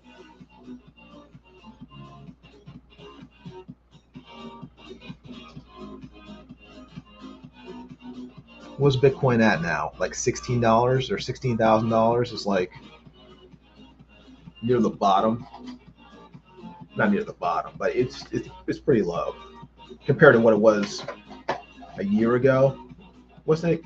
I mean, it's heading up to like $65,000 or something for Bitcoin. It's dropped like a rock. Ah, my back. Ooh. Oh. Oh. Ooh. Ooh. That was uncomfortable. All right, let's see. Buy low, trade high. Yes. Alpha says, I'm more interested in selling NFTs than buying them. When a new president takes office, numbers should go up. If people are smart enough to vote for a new president, which I kind of doubt at this point. But time will tell. Time will tell. Time will tell how smart the American people are, although the last midterms kind of told us how smart the American people are. And it wasn't very encouraging.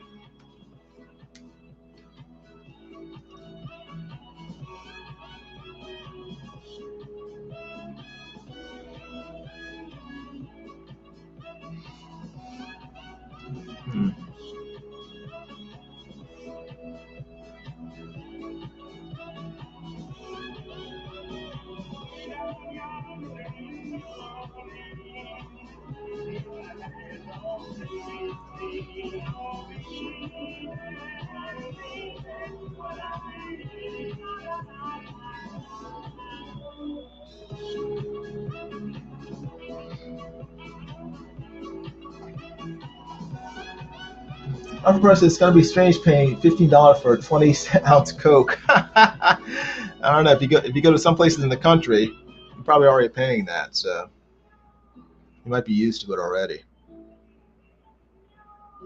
I went to dinner with some friends earlier this week, and I'm so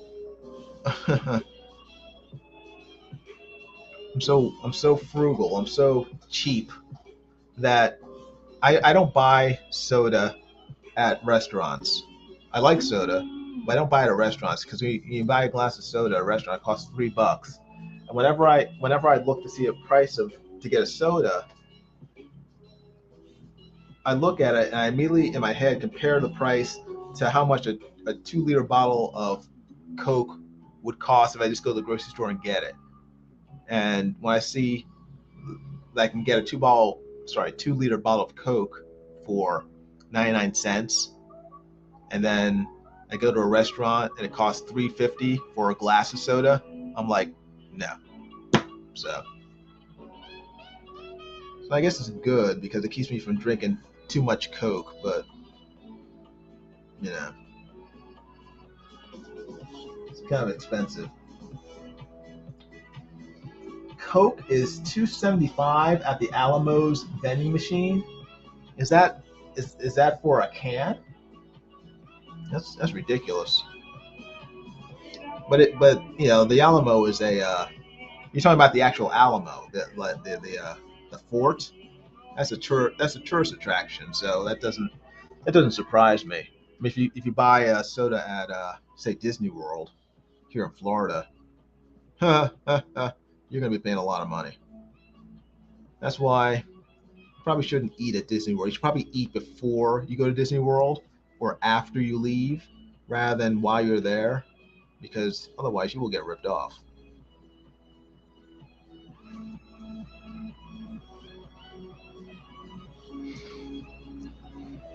That's a word to the wise for any of you Brits who might be coming over to Florida to go to Disney World to visit. Don't actually eat at Disney World. You'd be better off just waiting, have a big breakfast, and then go to Disney World, and then afterwards, after you leave, go get dinner. You will save yourself hundreds of dollars.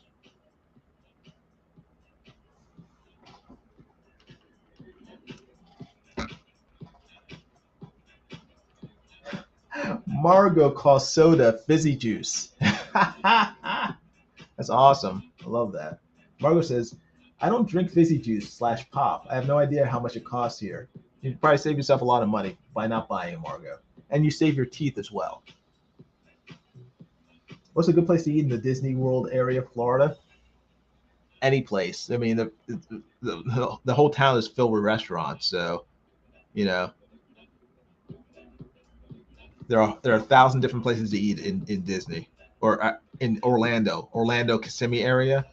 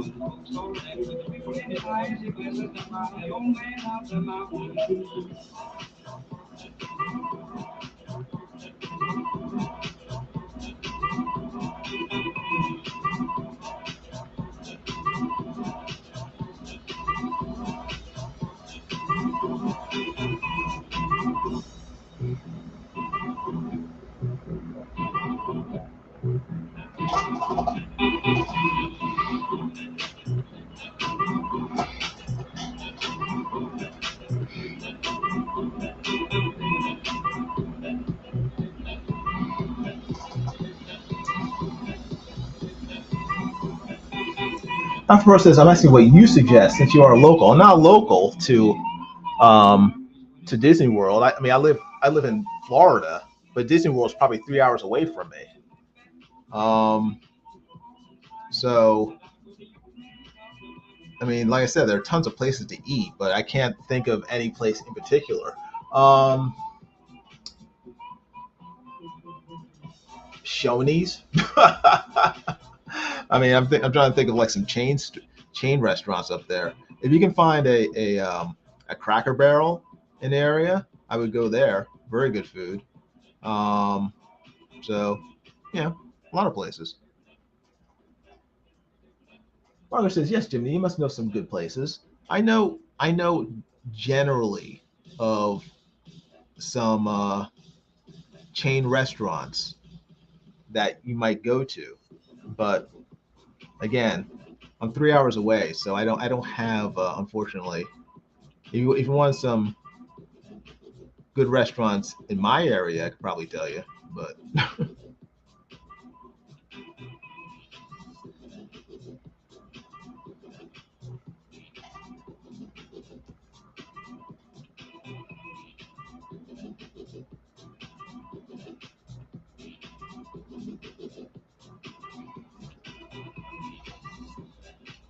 Where would you take your smoking hot wife?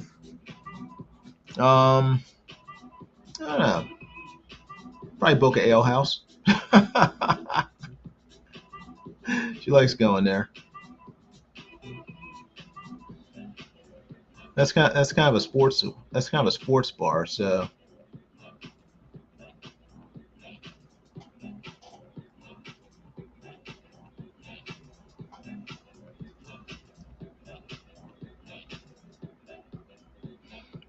I mean, usually when we go to Disney, we don't go to Disney World. We go to what is it called? They used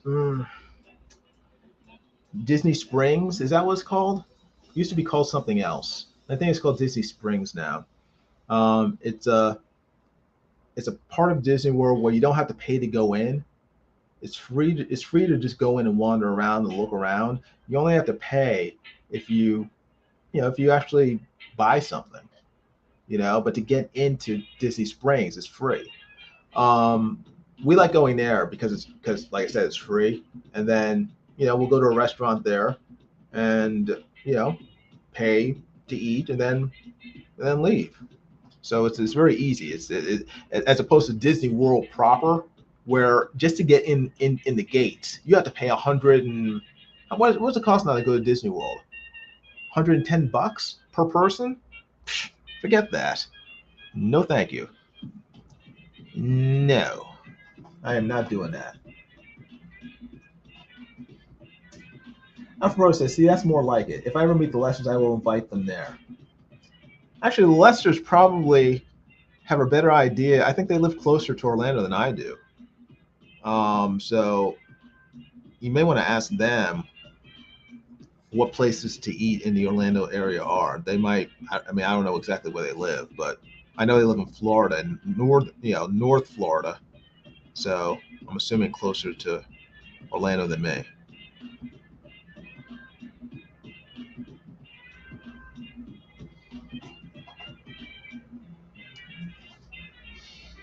Yes, but don't make the Lester sisters jealous of each other, because they may just end up killing you and then cutting you in two, so they each have a half. So be careful.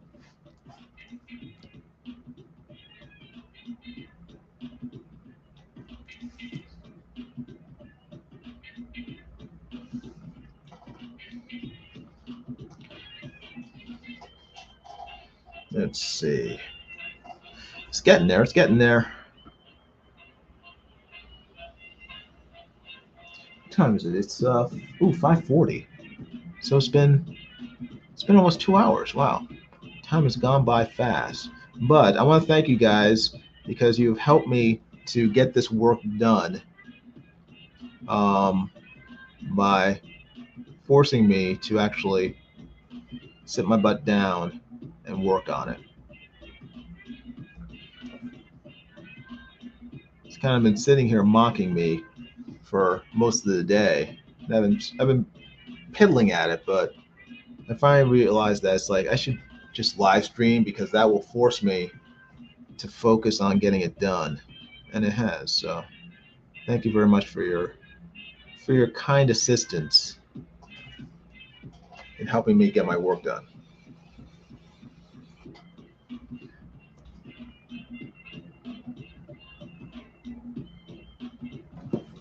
Don't worry, 𝗙𝗵𝗿𝗲. I'm sure they'll make it quick.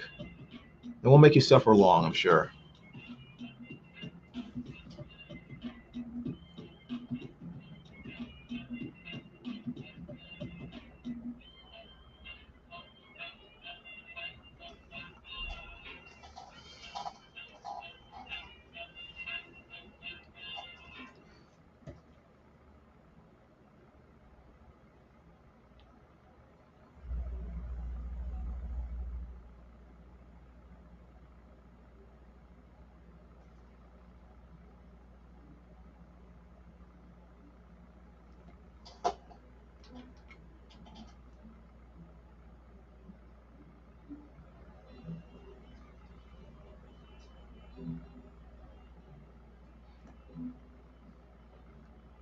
Shoot the glasses, crack the plates.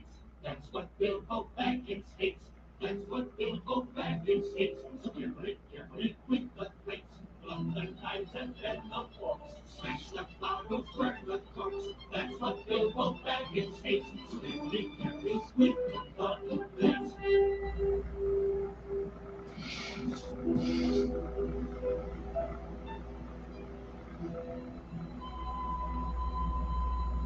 Far over the misty mountains roll, to dungeons deep and caverns cold. We must away and break of day,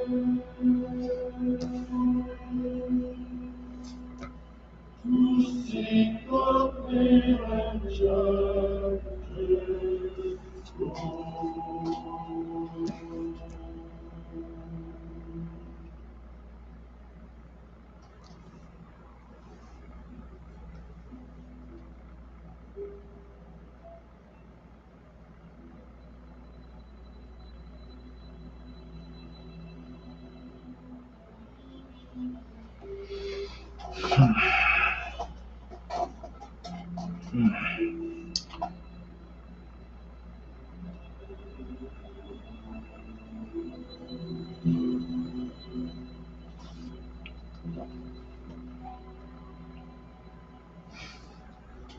The dwarves of yore made mighty spells, on hammers fell with gleaming bells, in places deep where dark winds sleep, in hollow halls beneath the fells. Goblets they carved there for themselves, and harps of gold from the land themselves. There lay they long, many a song was sung unheard by man or elves. For ancient king and elvish lord, there many a gleaming golden horde, they shape and wrought, and light they call, to hide in gems on hidden sword. On silver necklaces they strung, the flowering stars, on crowns they hung, the dragonfly twisted wine, they meshed the light, the sun.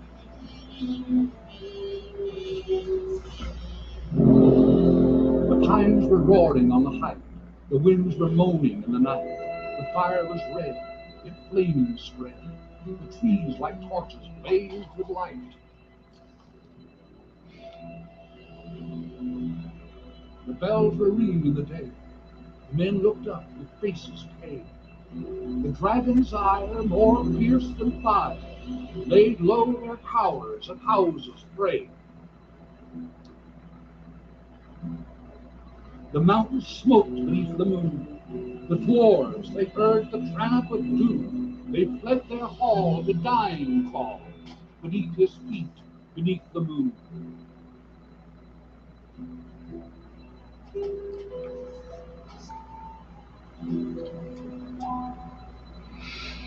We must away ere break of day, to win our hearts and go from here.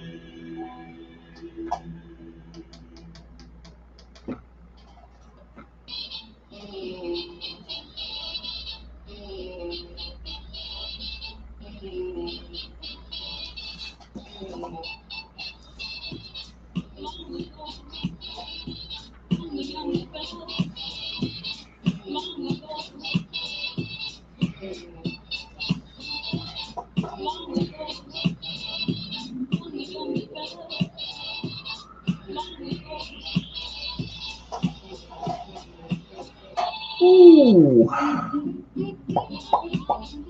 Let's see. 𝗙𝗵𝗶𝗄𝗏 says, my Wacom Cintiq 21UX. Whoa, 21, is that a 21-inch Cintiq? Holy mackerel, broke. I will have to use the tablet Wacom if I want to stream. I don't understand. Why do you need a, I'm not sure I understand. Why do you not draw by hand? Do you only draw on a tablet? Is that what you're saying?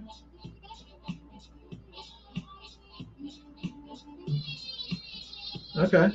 Huh. I'm sorry about your Cintiq. Wow. How did it break? You drop it? I hope not. That is expensive. Wow. Wow.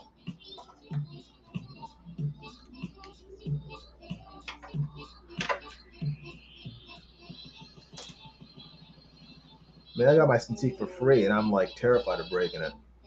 But I'm still trying to figure out how to use it. Like I said, I've been trying to ink with it, but I'm not getting the effect that I want with it. It's I guess I just need to practice more. Practice, more practice. So I get it right.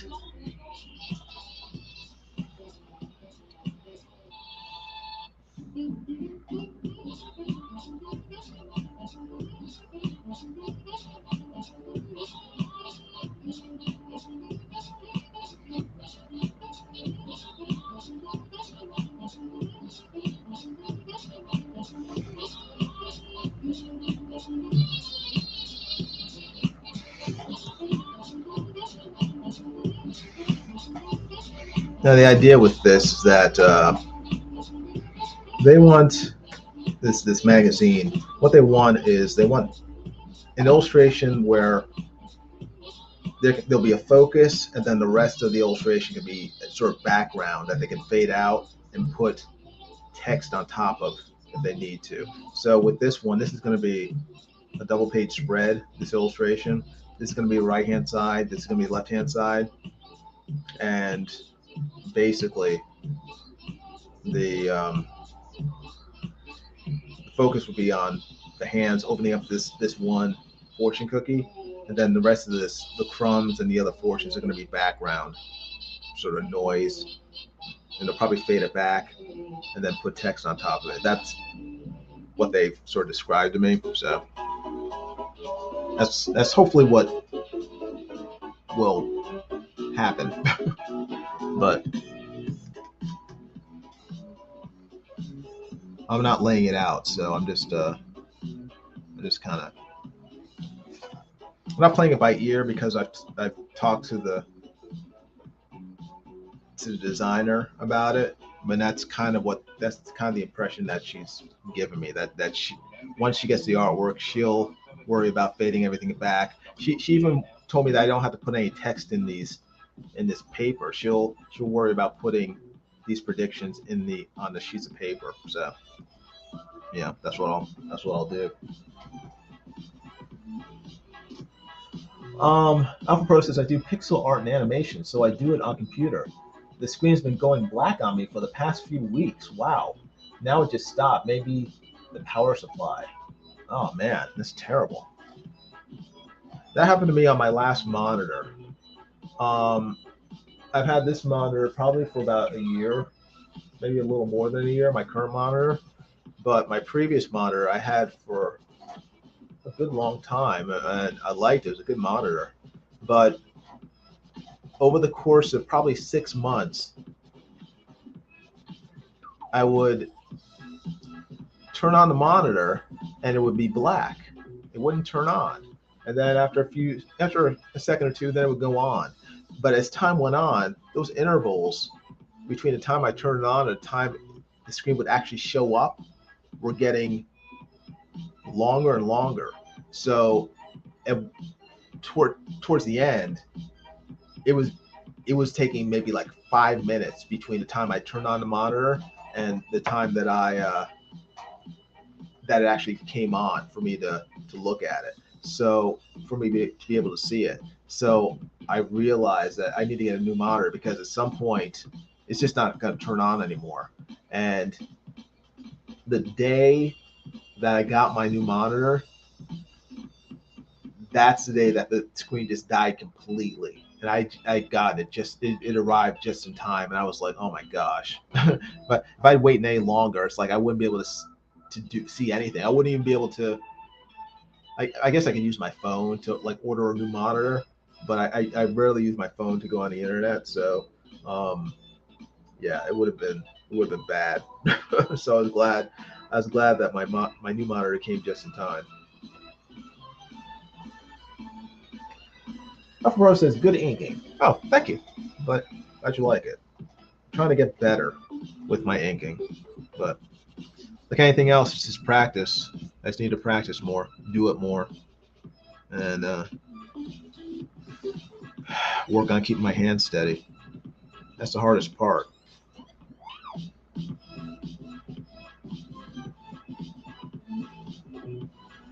Getting my hand to do what I want it to do, and then have the control to control the brush or the pen.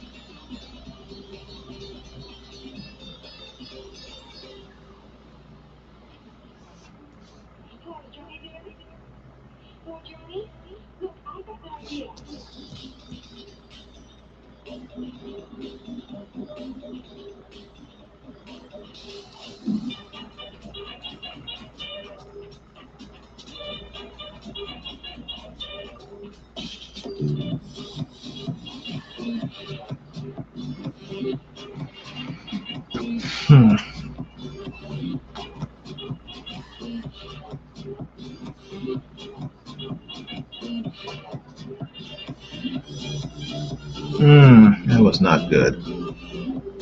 That was an error.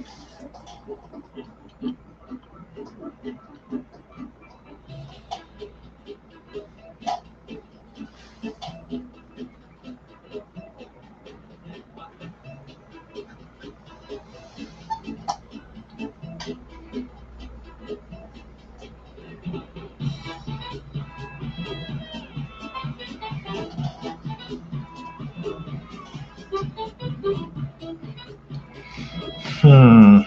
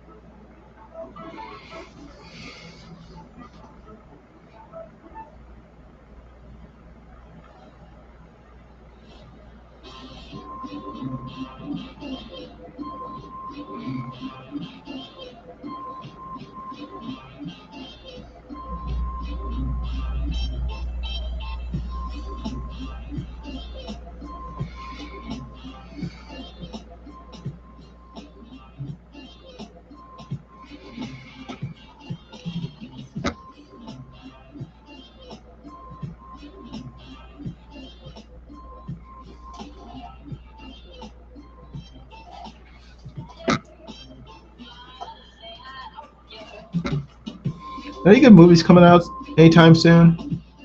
I don't know of any.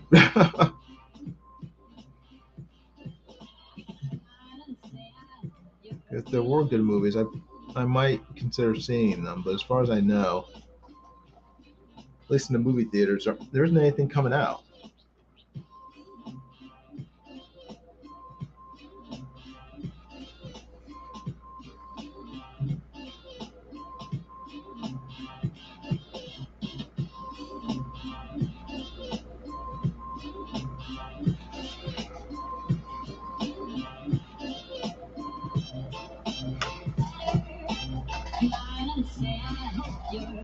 Of course, there's not that I know of. Yeah, me either.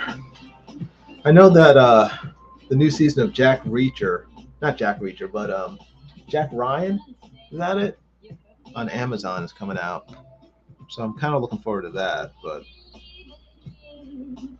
actual movies, I don't know of any.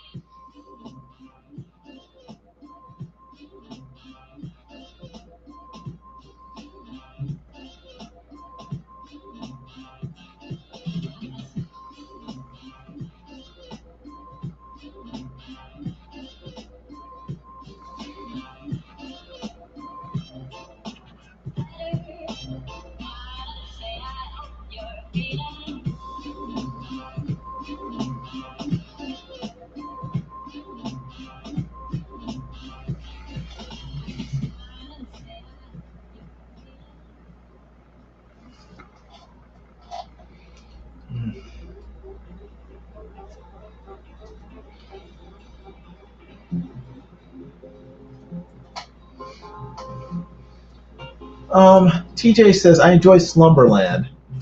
I started watching it, and I don't know.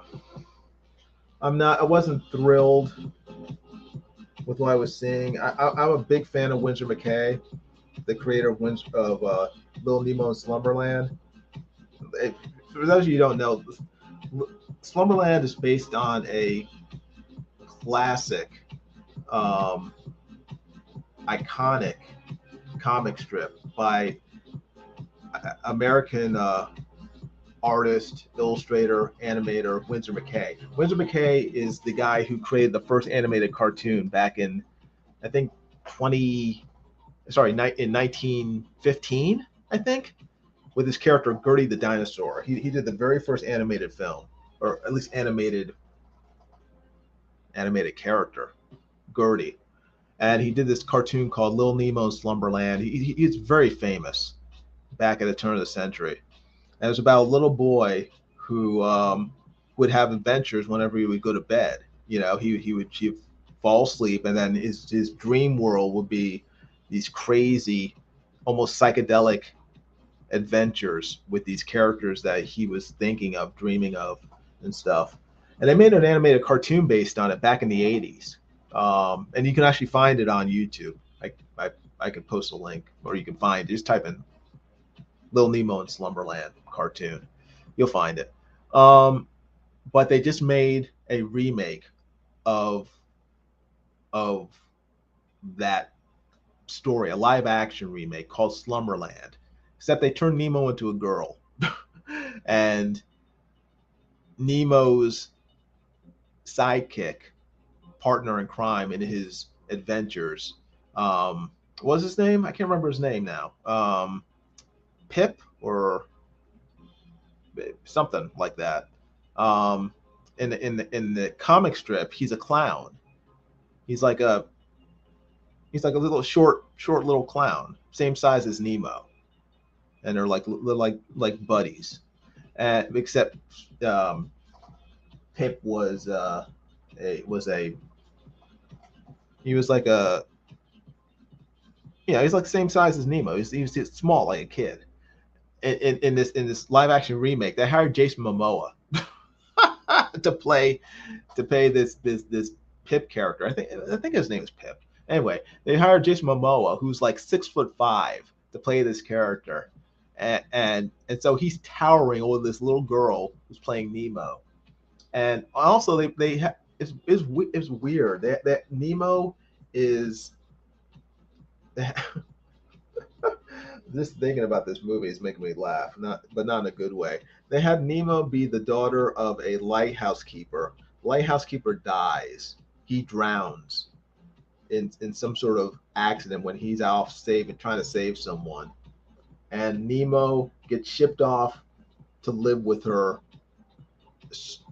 uncle. Her uncle isn't mean. He is just sort of oblivious to how to take care of anyone or themselves. He's very self-centered and stuff, very persnickety. I didn't finish watching the movie, so maybe he changes. His personality changes by the end of the movie. I'm sure it does. Or maybe her dad somehow comes back to life, or they found. I don't know. But from what I saw the first, I think, 45 minutes of the movie, and then I just kind of had to stop because it was so. It's so far askew from the source material that I couldn't enjoy it. It wasn't just the gender swapping of the main character. It wasn't just the fact that they completely changed, Pip or whatever his name is. It's trying to tip my tongue. It's not Pip. It's something else. But they changed the character. I think it was the fact that they completely screwed up Nemo's backstory. In the comic strip, Nemo, he's just a kid with a normal family. His parents didn't die. He's not the victim of some traumatic experience. He's just a kid with an overactive imagination, and he goes on these adventures. And I don't know why they decided to make the character some sort of tragic figure who's now orphaned after both her parents die, in a terrible way, and then she's shipped off to live with some uncle she's never met before. It's just weird. It didn't Flip. Thank you, TJ. Flip. His name's Flip. I don't know why they did that to the character. To me, that takes the fun out of the story, because Little Nemo is supposed to be just like it's supposed to be lighthearted / scary, because the things that he sort of goes through is kind of scary. If you're oh man, I encourage everybody to look up the original comic strips online. When we think of comic strips today, comic strips are like 3 or 4 panels, in a horizontal row. It's like, panel 1, panel 2, panel 3, panel 4 is a punchline. It's like very short. Little Nemo in Slumberland, was so awesome because it took up a whole page, a whole vertical page of a newspaper just telling the story. And it was probably, I don't know, 𝗍𝗶𝗫 was a master of layout too. So his one comic strip could be just one panel, or it could be 20 panels, sort of scattered over the page. And then you had to like go through it like a maze trying to figure out what was going on. The guy was amazing. He was a pioneer of comic art and illustration. And if they were going to make a live action movie based on his characters, he deserved way better than Slumberland. And I apologize to TJ if you enjoyed it. I'm sure you enjoyed it. I'm sure you thought it was a good movie. So I don't mean to disparage the film too much, but it's from what I saw of it, the 45 minutes that I watched, it wasn't what it could have been. And in my mind's eye, I'm like imagining a Little Nemo live action movie as being like, it should be like, whoa. And it wasn't. Alpha Pro says public domain now. What, Little Nemo in Slumberland? I don't think so. I think it's still owned by his descendants. I mean, that's I don't know. I don't know. It might be public domain, maybe. The Amazing Maurice is a Pratchard character. I'm not familiar. I'm looking forward to the. Oh, she says that. Alphabet says turn of the century, 2001. Yeah, whenever I say turn of the century, I mean turn of the 20th century. I don't consider 21st century to be turn of the century. We're still in the middle of it. So, TJ says I'm looking forward to the Amazing Maurice. I'm not familiar with that. We're in the Roaring 20s, baby. Yeah, it's true. I have to learn the Charleston so I can be cool like all the cool kids. Amazing Maurice is a Pratchard character. I'm not familiar with it. Another character I'll have to look up. Alpha Process, so not honoring the source material. Well, it uses the same names or similar names as the source material, but yeah, ultimately it's not.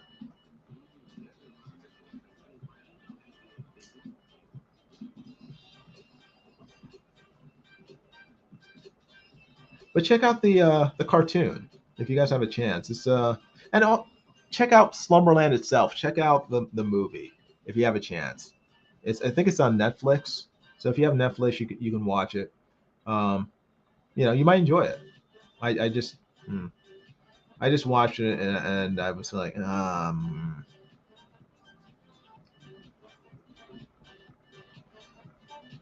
But when I first saw it, I was like, I was excited, but I was also scared to watch it because I was like, what are they gonna do with these characters? And then I watched and I was like, ooh. It wasn't as bad as it could have been, but it wasn't as good as it could have been either. So.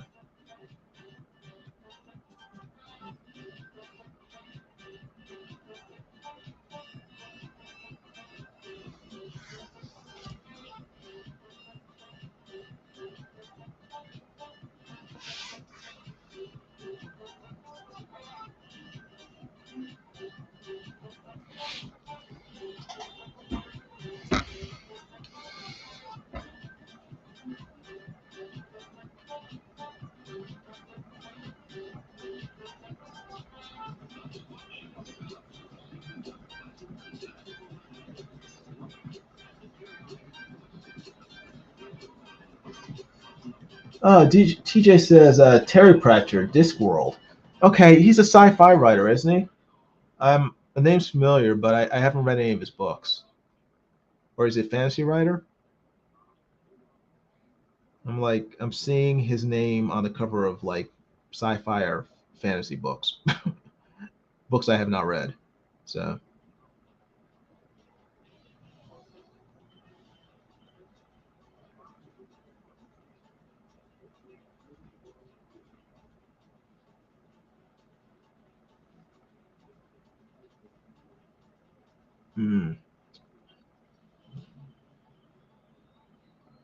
What is going on with this paper? It's weird. It's weird. Oh, I see. Okay, I'm hitting the edge of the underlying drawing, the sketch, and it's messing up my inking. There. As a comic bear would say, "Brr."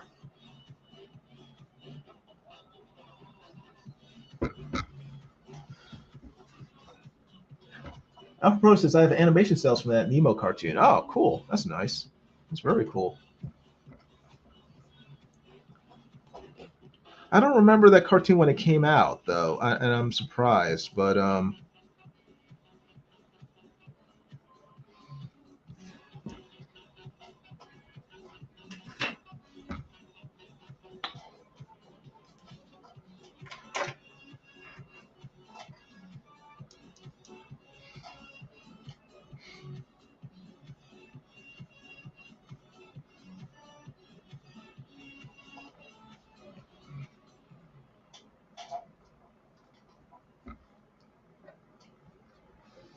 𝗙𝗵𝗡 says, have a good night, Illustration by Design. I have a big day today, and I have to get a few hours of sleep. Enjoy your Saturday, everyone. Hey, 𝗙𝗵𝗡, thanks for watching, and thanks for hanging out with me. I appreciate it. It's good seeing you. Hope you have a good day. If I don't see you ahead of time, have a very Merry Christmas or a Happy Hanukkah, depending on your what you celebrate. Hope you have a very, very good holiday season.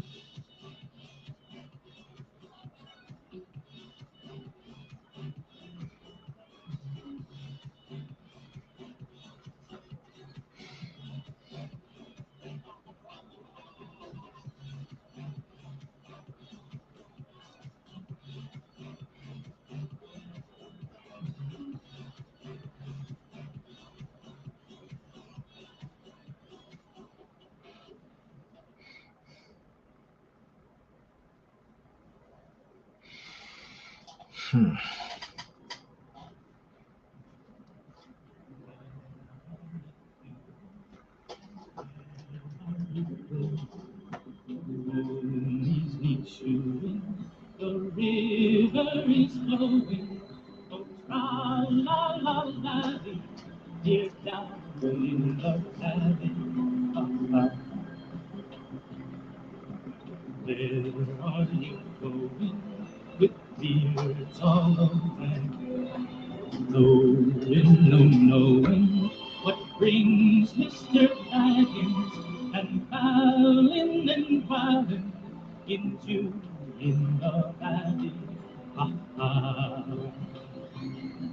Oh, will you be staying or will you be flying? Your ponies are straying, the daylight is dying. To fly would be folly, to stay would be jolly. Row-will-will-will-ollie, What are you doing and where are you going? Ponies need shoeing, the river is flowing. Oh, 𝗓𝗏𝗏𝗏, here down in the valley.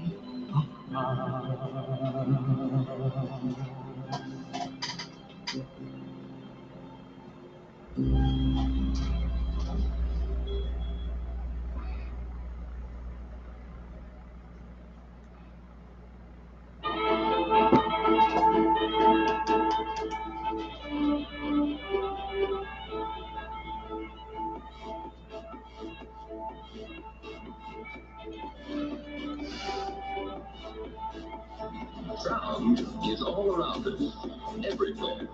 It beats in our eardrums until much of the time we're hardly conscious of it. But on this particular Saturday morning, Jimmy Foster suddenly became very conscious of it.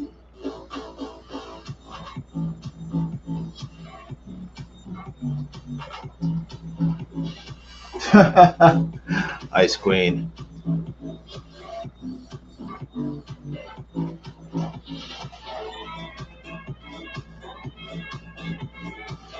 $6:18. Huh.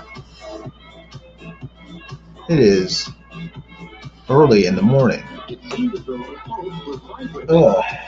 Well, he'd soon So it's, what is it, like, what is it, 1218 where you are, Ice Queen? Oh. Hmm.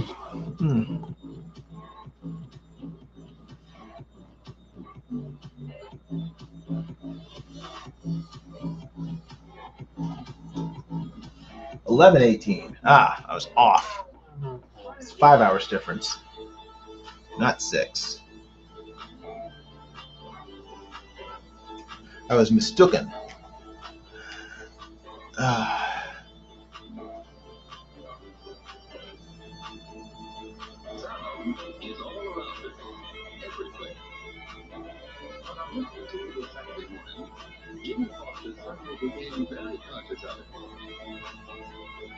Jimmy's ears were now wide open to the sounds around him.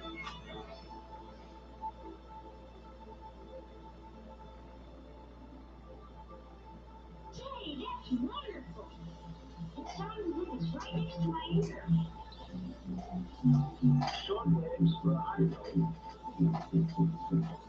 Long legs for long. So you see, the loudness of any sound you hear varies with its intensity and its distance from you. Be careful, Jimmy. Cross my radio phone. Now watch.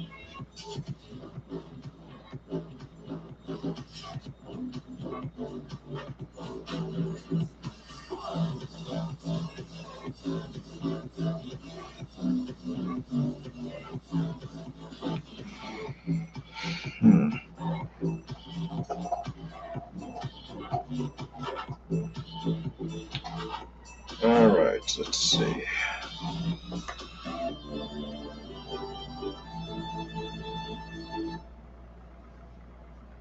And that's that. That's that, but it's not all by any means.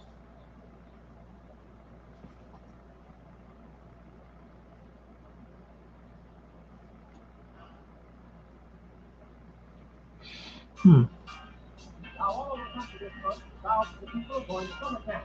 And they awake every morning and go to sleep every night playing the bugle. So the Almighty Brigadier thought it would be appropriate to play 𝗙𝗙𝗪.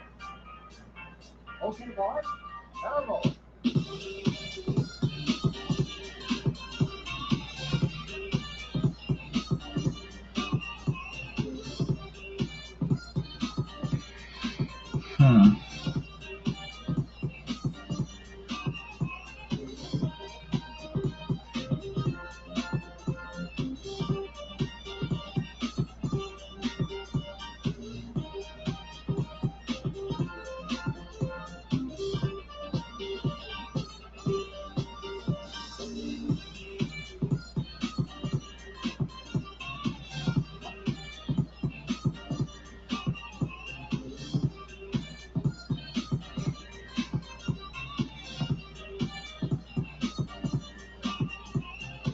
Now all over the country this month, thousands of people are going to summer camp.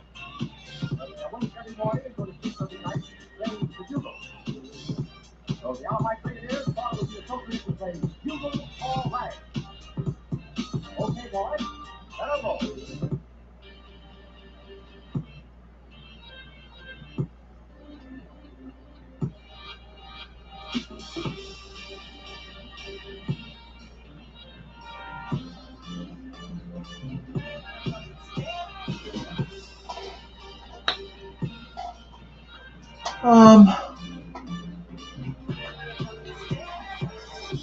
Ice Queen says, Jiminy, I think I broke Rex. What the heck, Ice Queen? Bring back Caroline. Caroline was much sweeter. Caroline would never have broken Rex. How'd you break Rex, Ice Queen? I told him I was happily spoken for, and he ended the stream and hasn't streamed since. He sent me a song to my DM yesterday.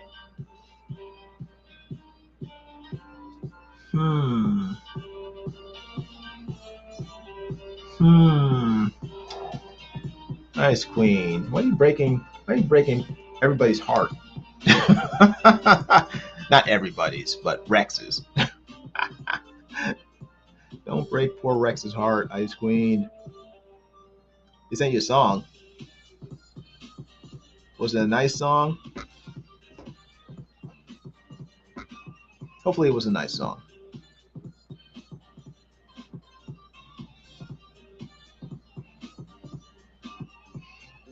I wouldn't worry too much about it, Ice Queen. I'm sure Rex will be fine. He'll recover.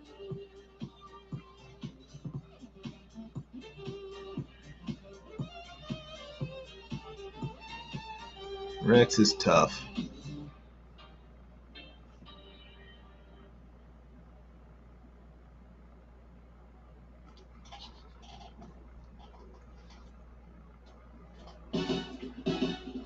TJ says, wasn't he visiting family? He might be. Maybe he's just on vacation. He could, it's Christmas, so, he's probably busy.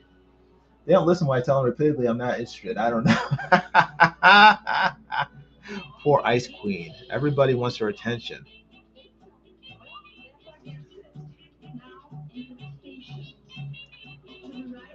It's so tough being belle of the ball.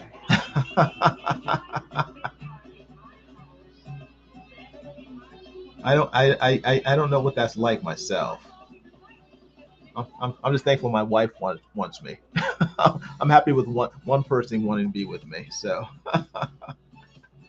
I don't know what it's like to have everybody want to be with me. So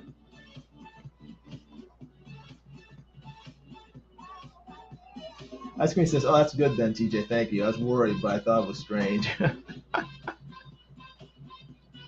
He's probably just traveling. It's that time of year.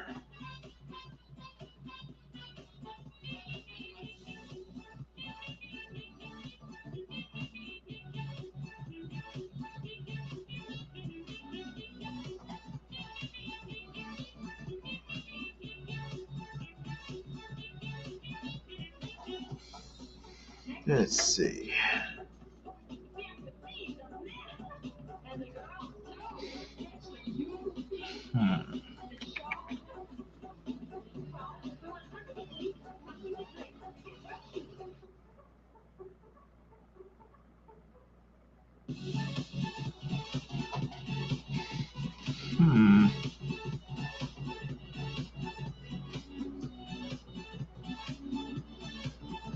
Ice Queen says, I think not. They all want everyone on the internet. Fresh meat. What is that in response to? I think not. They all want everyone on the internet. Fresh meat.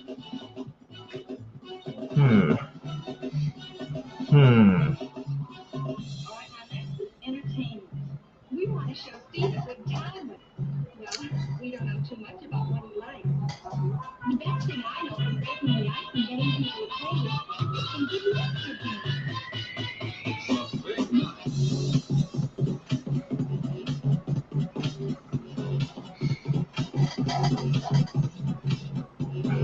All right.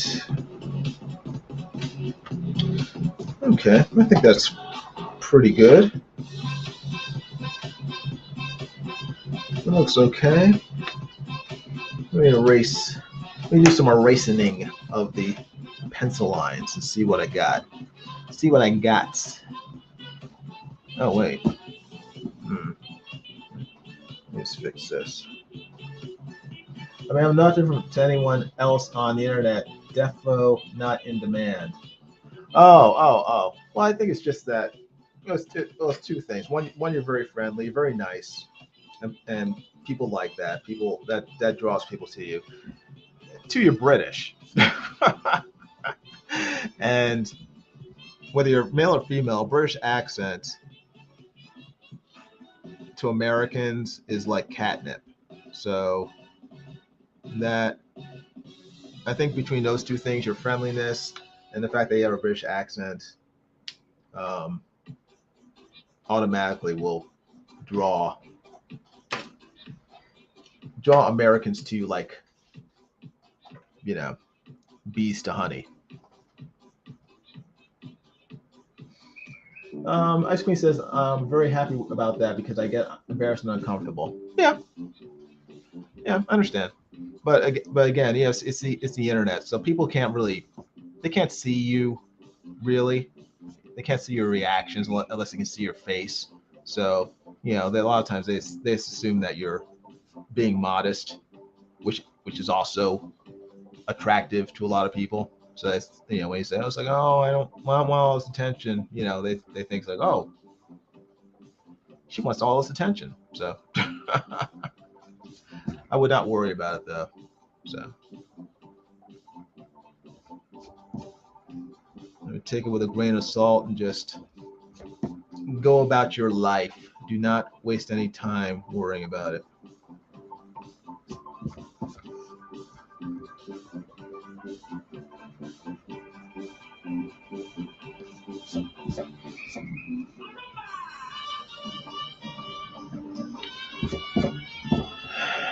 Worst part about inking, not the worst part, but frustrating thing about inking is that, you know, I erase all my pencil lines and I scan in the artwork, and the thing that you immediately see all the pencil lines that you didn't erase, and then you have to spend more time trying to clean it up on a computer.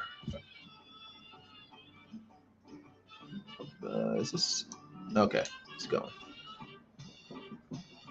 So I'm trying to make sure I erase all the lines the first time, but I know I will miss some.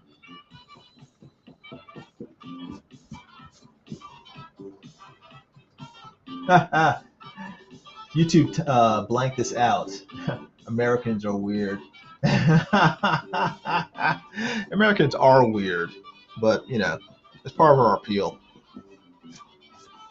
We are weird.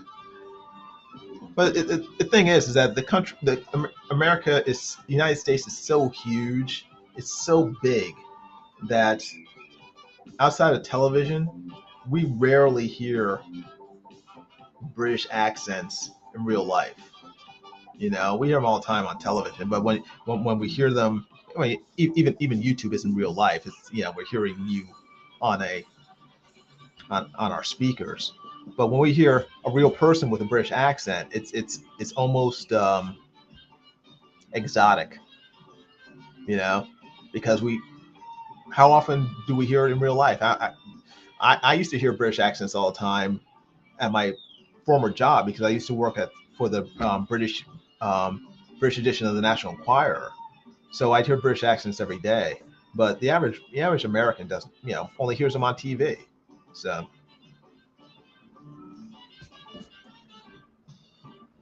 They are, and I think Americans in general are very, very much enamored with Britain, even if they don't admit it. You know, we like the royal family generally, except for Meghan Markle. You know, we have a very romanticized view of England and Britain in general. I think, you know, whether it's, you know, a lot of the popular characters, you know, we like watching shows and movies about James Bond, Sherlock Holmes, you know, so it's you know, plus the country is basically, you know, spawned from England after we kicked your butts back in 1776, but so, you know, is a deep love for England in the United States. That's part of our weirdness. Mario says Jiminy is complimenting all the Brits. Smooth talker. That's true. I'm just being honest. I mean, a lot of Americans like to make fun of Brits, but yeah, it's like a good-natured sort of teasing of them, because I honestly think I'll say at least 75% of America loves Britain, you know, or be willing to admit that. There are a lot of Anglophiles in this country. What are the fortune cookies going to say? Asked Margot. Well, I was told to leave them blank and let the designer sort of fill in the blanks, so to speak, because what she's going to do is she's going to put, I guess, scientific predictions in these areas. You know, like I said before, like, you know, AI is the future of art, or time machines are the way of the future. Yeah, whatever. She has a list of four, sort of predictions from the article, and then she's going to insert them on these blank little slips of fortune cookie paper. So that's how it's going to go.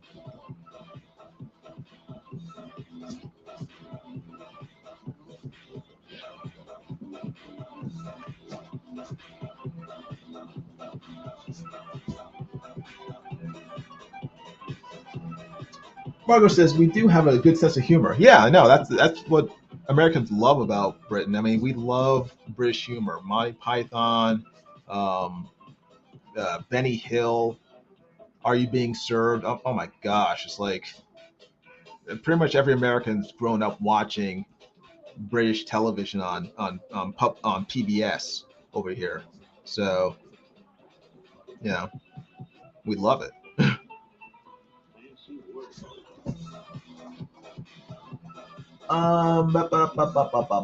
TJ says, not me. I'm British. I don't get B's. LOL. Caroline, you're too nice. Yeah, I think that's mainly it. I mean, if you guys like women who seem nice, because I think a lot of guys are sort of have been burned in the past. So, whenever a quote unquote nice person, nice woman is nice to them, that their ears perk up. They're like, what? She's not yelling at me. She's not nagging me. She's not chewing me out. Oh wow, who is this strange woman? Why is she being nice to me?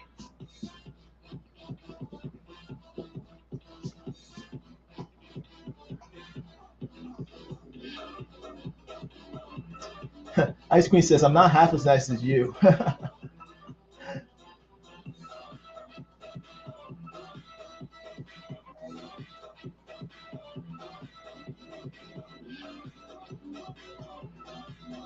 Ice Queen says, in the good old days, we were allowed to be funny. Why? What happened? You're not allowed to be funny anymore in Britain? Have they written a law?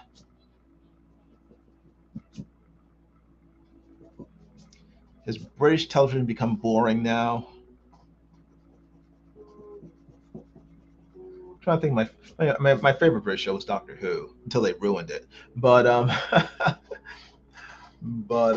to think what other British shows I loved Dave Allen at Large. I don't know if you guys know who Dave Allen is, or was. He's dead now. He was an Irish comedian, but they had a show called Dave Allen at Large. It was just him sitting in a chair in the studio and just sort of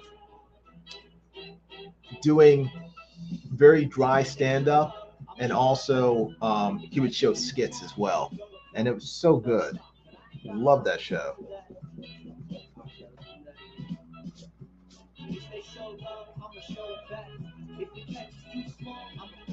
Hey, Margo knows who he is.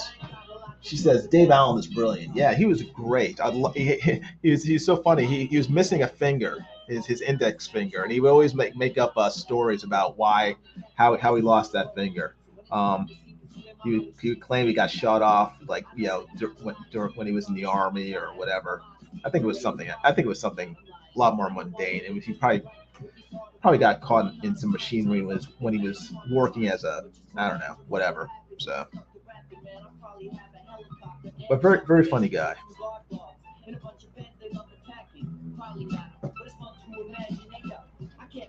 I used to watch that. Are You Being Served? I used to watch.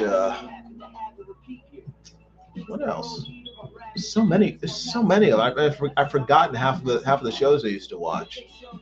There was one about an old couple that lived in a nursing home, and they were always causing trouble. To the Manor Born, I used to watch that one. There's too many of them. And half the American sitcoms, half the sitcoms in the United States are based off of British sitcoms. They've just taken British sitcoms and they just Americanized them. Like Three's Company, that was a British sitcom. All in the Family with Archie Bunker was a British sitcom under a different name, but just a lot of classic ones. Yeah, he smokes and drinks on stage. Yeah, great stuff. All right, is this done? Is this cleaned up? No, I still see some stuff. I see some more stuff. Okay.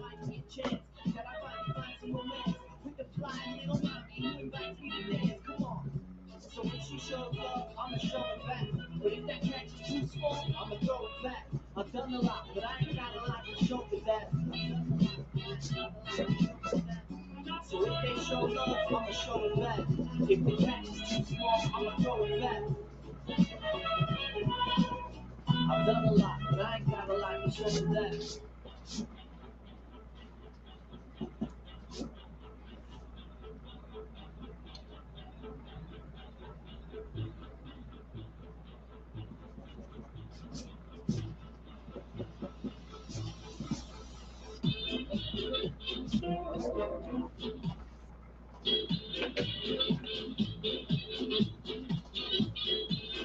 Ice Cream says, looks awesome. Thanks. I'm trying not to.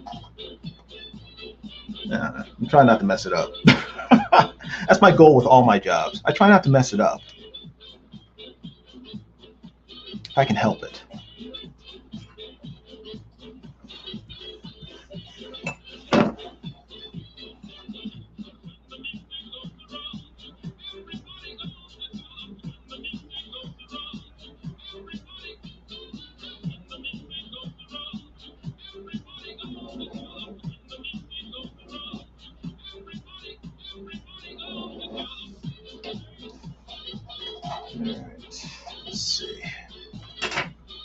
Let me see.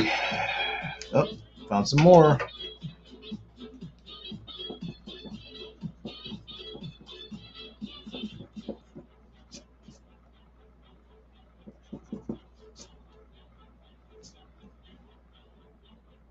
I have to like go over each little piece of drawing.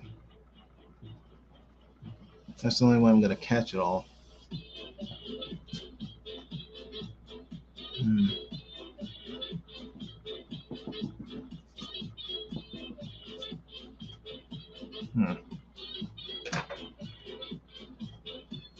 Oh my gosh! Ice Queen just ate a bacon and egg sandwich. Oh no! Oh, it's so good. Ice Queen, why are you torturing me by telling me the awesome stuff you're eating? Why don't you tell me something terrible that you ate, like beans on toast? Yeah. Bacon and egg sandwich. Yum yum.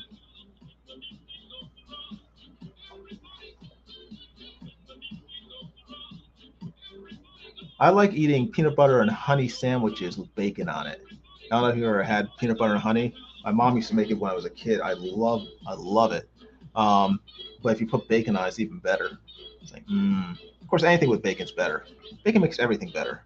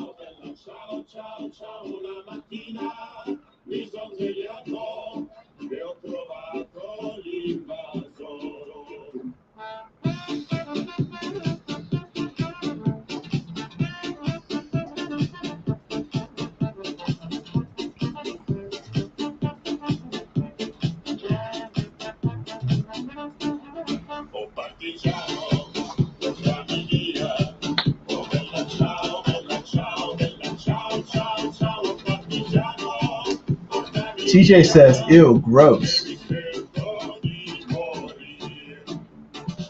What, bacon sounds gross? I don't understand that. Ice Queen says, never tried that, but it sounds like something I need to try. With butter or no? Ugh, butter, no. Peanut butter, peanut butter. Bread, peanut butter, a peanut butter sandwich, and put honey on the peanut butter. That's, put. It's very simple. It's you take the bread, put peanut butter on the bread, and then you take honey and then just drizzle honey on it and sort of spread the honey across the peanut butter, and then, which is good by itself, put another piece of bread on top. That's peanut butter and honey sandwich. But if you put bacon inside of it, it's way better. It's not way better, but it's better because bacon. It's bacon, peanut butter, and honey. It tastes so good. Oh, you put butter in your peanut butter sandwiches? No. Ice Queen, no. Oh, no. No butter. No butter. Butter free. It's just peanut butter. That's it. The peanut butter, honey, bacon, and bread. That's it. No margarine, no butter, no butter. TJ says you have the nerve to call out beans and toast. Yes, beans on toast is weird. Beans on toast. Peanut butter and honey. That's the stuff. That's the good stuff.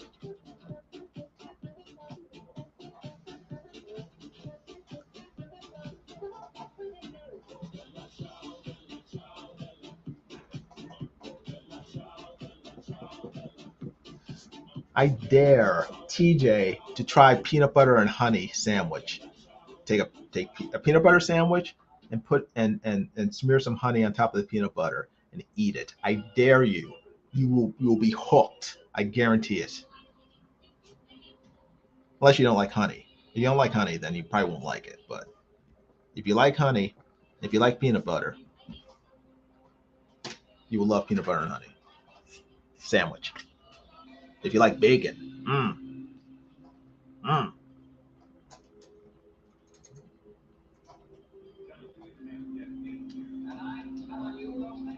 Margaret says, nope. Vic says peanut butter and apples. That's good. Peanut butter and apples are good.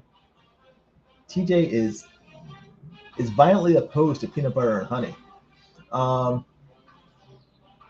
Ice Cream says, I'll have that for lunch, sans bacon, since I already had bacon today. Okay, yeah, try it. But if you put bacon on it, it's so good. But yeah, just try it without bacon and no butter. No butter.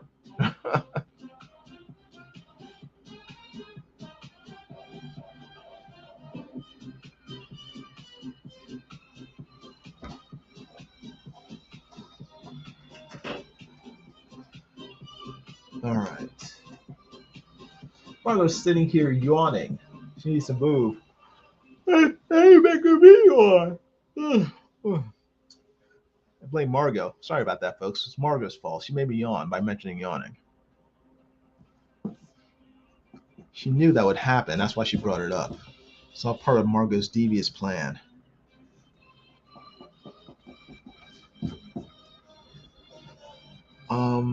Let me see. Make sure. Oh, there's another spot. Another spot I forgot to erase.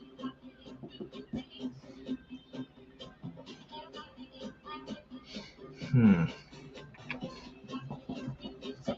right. Got that. Oh, some more.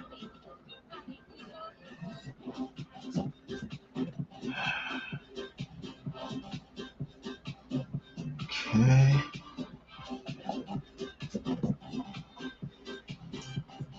TJ says, nope, bacon is not sweet. It's not supposed to be sweet. It's salty. That's the thing. It's a mixture between the sweetness of the honey and the saltiness of the bacon is what makes it so good. It's that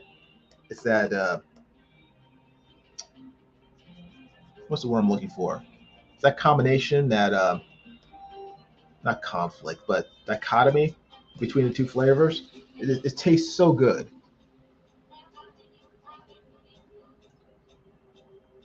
Yeah, I know a lot of people who love peanut butter and bacon. I just don't.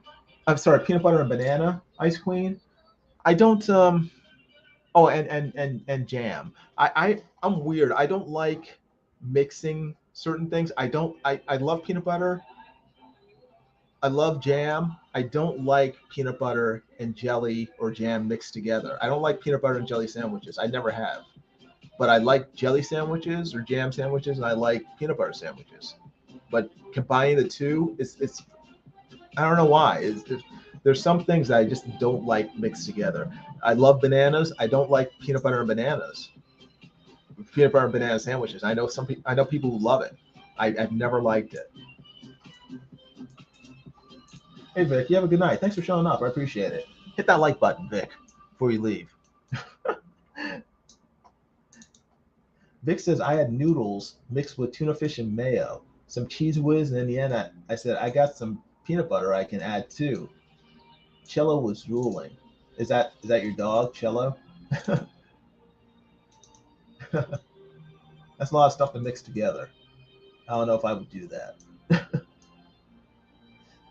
Yeah, I'm not into cheese whiz. I can only stomach real cheese. Cheese whiz is like ugh.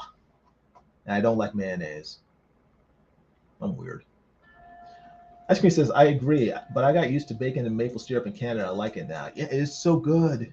It's so good. TJ's like yuck. TJ, what some kind of compulsive disorder? What does that mean? I know mayonnaise is nasty, Ice Queen. I've never understood why people like it. It's just ugh. Ugh. I mean, I know it's like eggs and whatever, but it's ugh. No. I'm not into mayonnaise. Ah, drat, I should have inked that. Maybe I still can before it's too late. TJ says, "Are you sure you're American? Peanut butter and jelly sandwiches are an American staple, isn't it?" Yeah, they are. They're staple. But I've never liked it. I've never liked peanut butter and jelly sandwiches.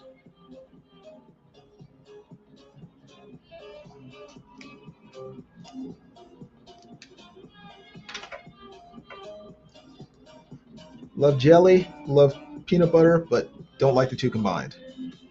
And I don't know why. Why don't I? I think it's because I enjoy each of them individually so much. I don't like them.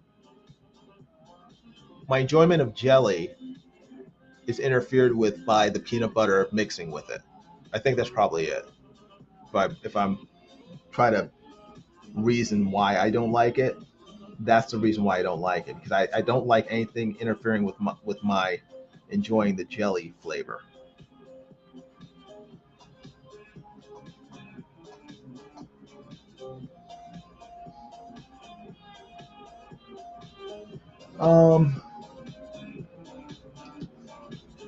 Sally cellmate years ago in a San Quentin for running over an old lady by accident. I don't know if Vic is telling the truth or not, because he's so full of nonsense that I can't believe half what he's telling me. So I don't know. That could be true. It could be a complete fib. So see, he says I'm kidding. Yeah, that's what I'm saying. It's like I don't believe anything Vic says. Whenever he says something outrageous like that, I'm just like, yeah, okay, whatever. It's probably I assume it's his dog.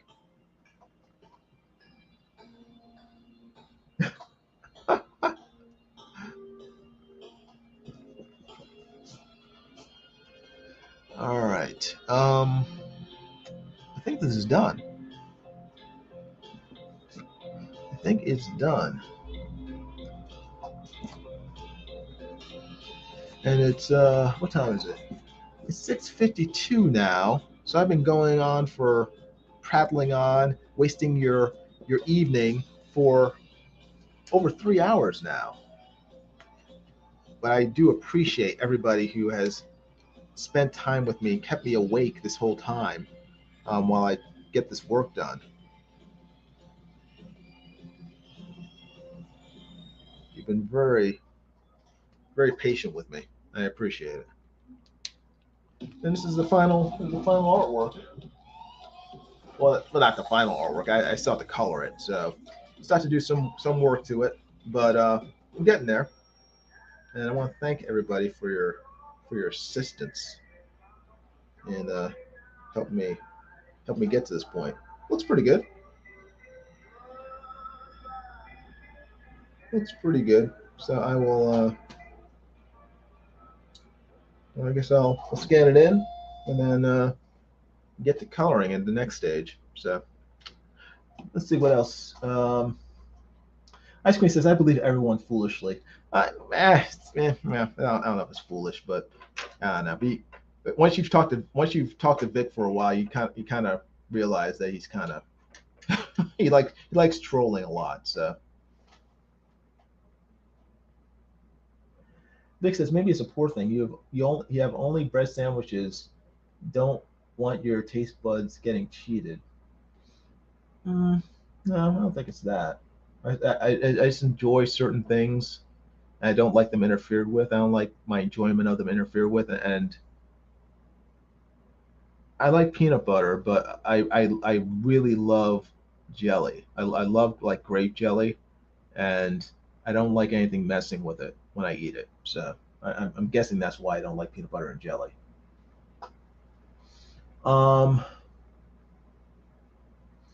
Vic says, very odd though. Kelly is so strong.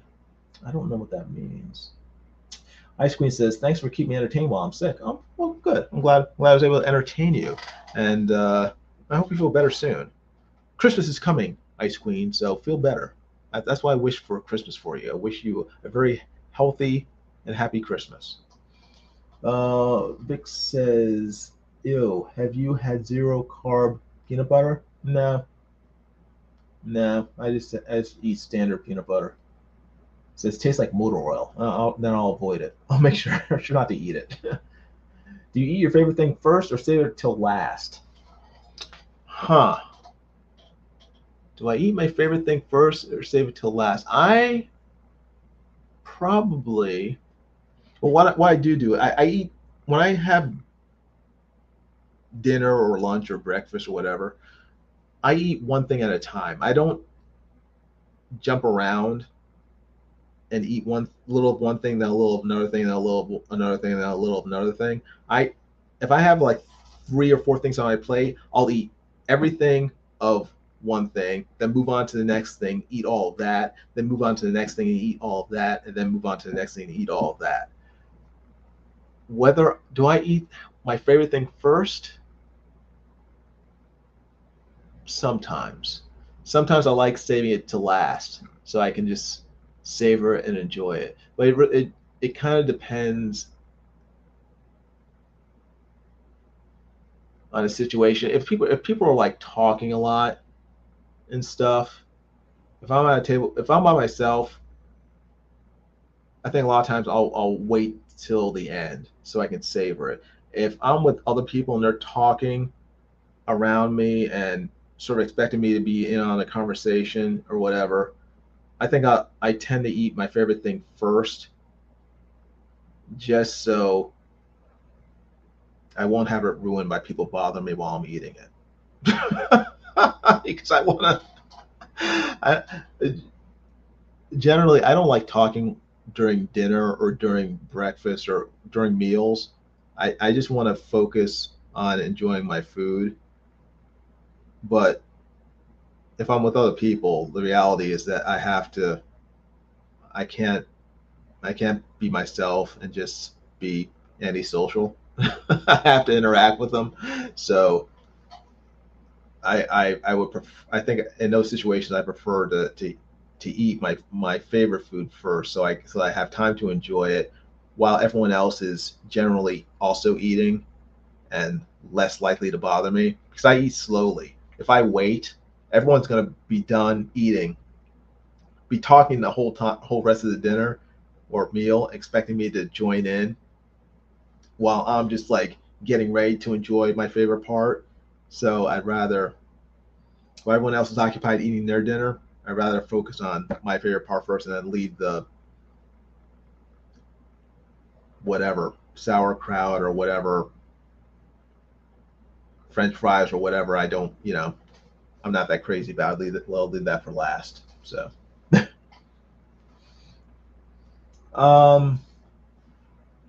Margo says, I always leave a little piece of my favorite for last. Yeah, I can't do that. Once I get started on it, I don't have to finish it, but I want to finish it. I can't like leave a little piece of my favorite to the end. Once I start into it, I just want it. I want it in my belly. I want it in my belly. Vic says, fortune cookie, what does it read? Well, again, I mentioned before that they're going to read different scientific predictions from the article this drawing's for. So I'm going to leave that up to the art director or the editor. Ice Queen also leaves a little piece of her favorite food for last. Vic says, they say just taste good, don't engorge. Ice Cream says, I always check the dessert menu first so I know what I need to leave room for. I never eat dessert whenever I go out to dinner. Never.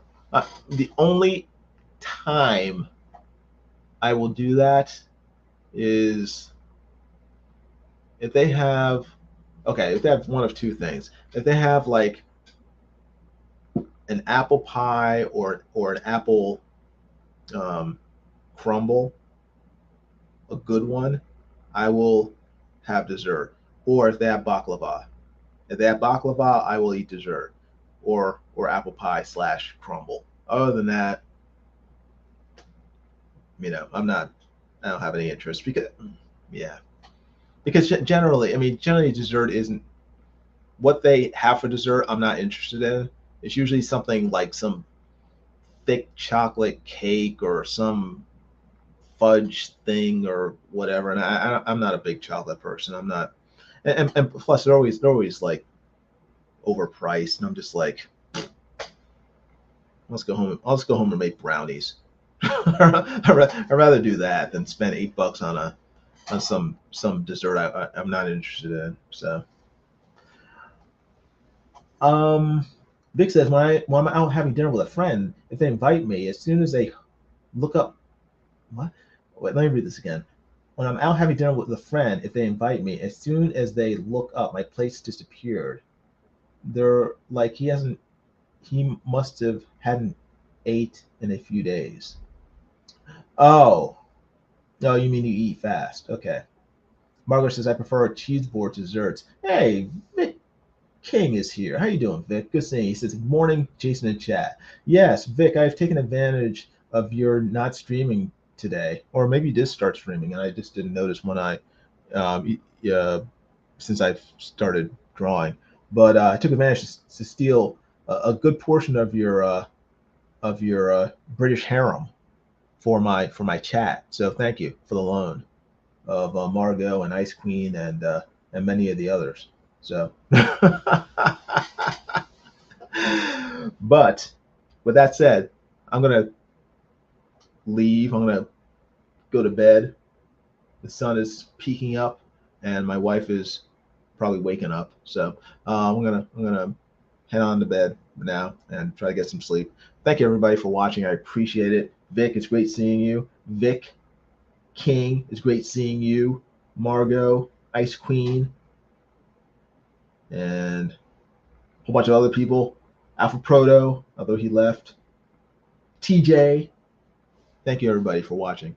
Thanks for your patience. Thanks for continuing to support my channel, support my artwork by watching.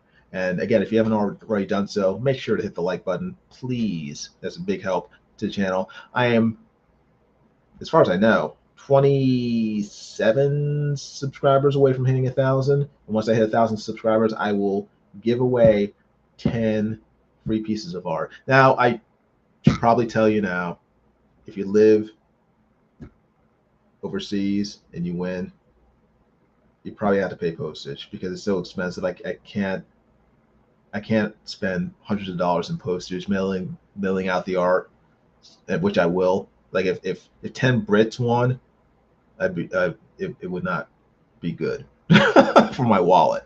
So you may have, if you live overseas, I'll probably have to ask you to pay something in postage. But if you live in the United States and you win, it's free and clear. I'll mail it to you, and you'll get some. You get a piece of free artwork from me. Do I have any samples here? I don't know. I think I put it all in a drawer somewhere. But I have a bunch of art that no one has ever wanted for some strange reason, because I'm a pretty good artist. I draw Superman real good, but nobody's wanted it. So, but I have some drawings, so I will give away free art once I hit 1,000 subs, and that's only 27 subscribers away. Blah blah. Also, if you are subscribed to my channel already, please make sure that your YouTube account is set for public, not private, because if it's set for private, I won't be able to see that you're a subscriber for whatever reason. I don't know why YouTube is set up that way, but people whose accounts are set to private do not show up on my subscriber list. So please make sure your YouTube account is set for public. Everything's fine. Let me see here. Chat. Where's the chat?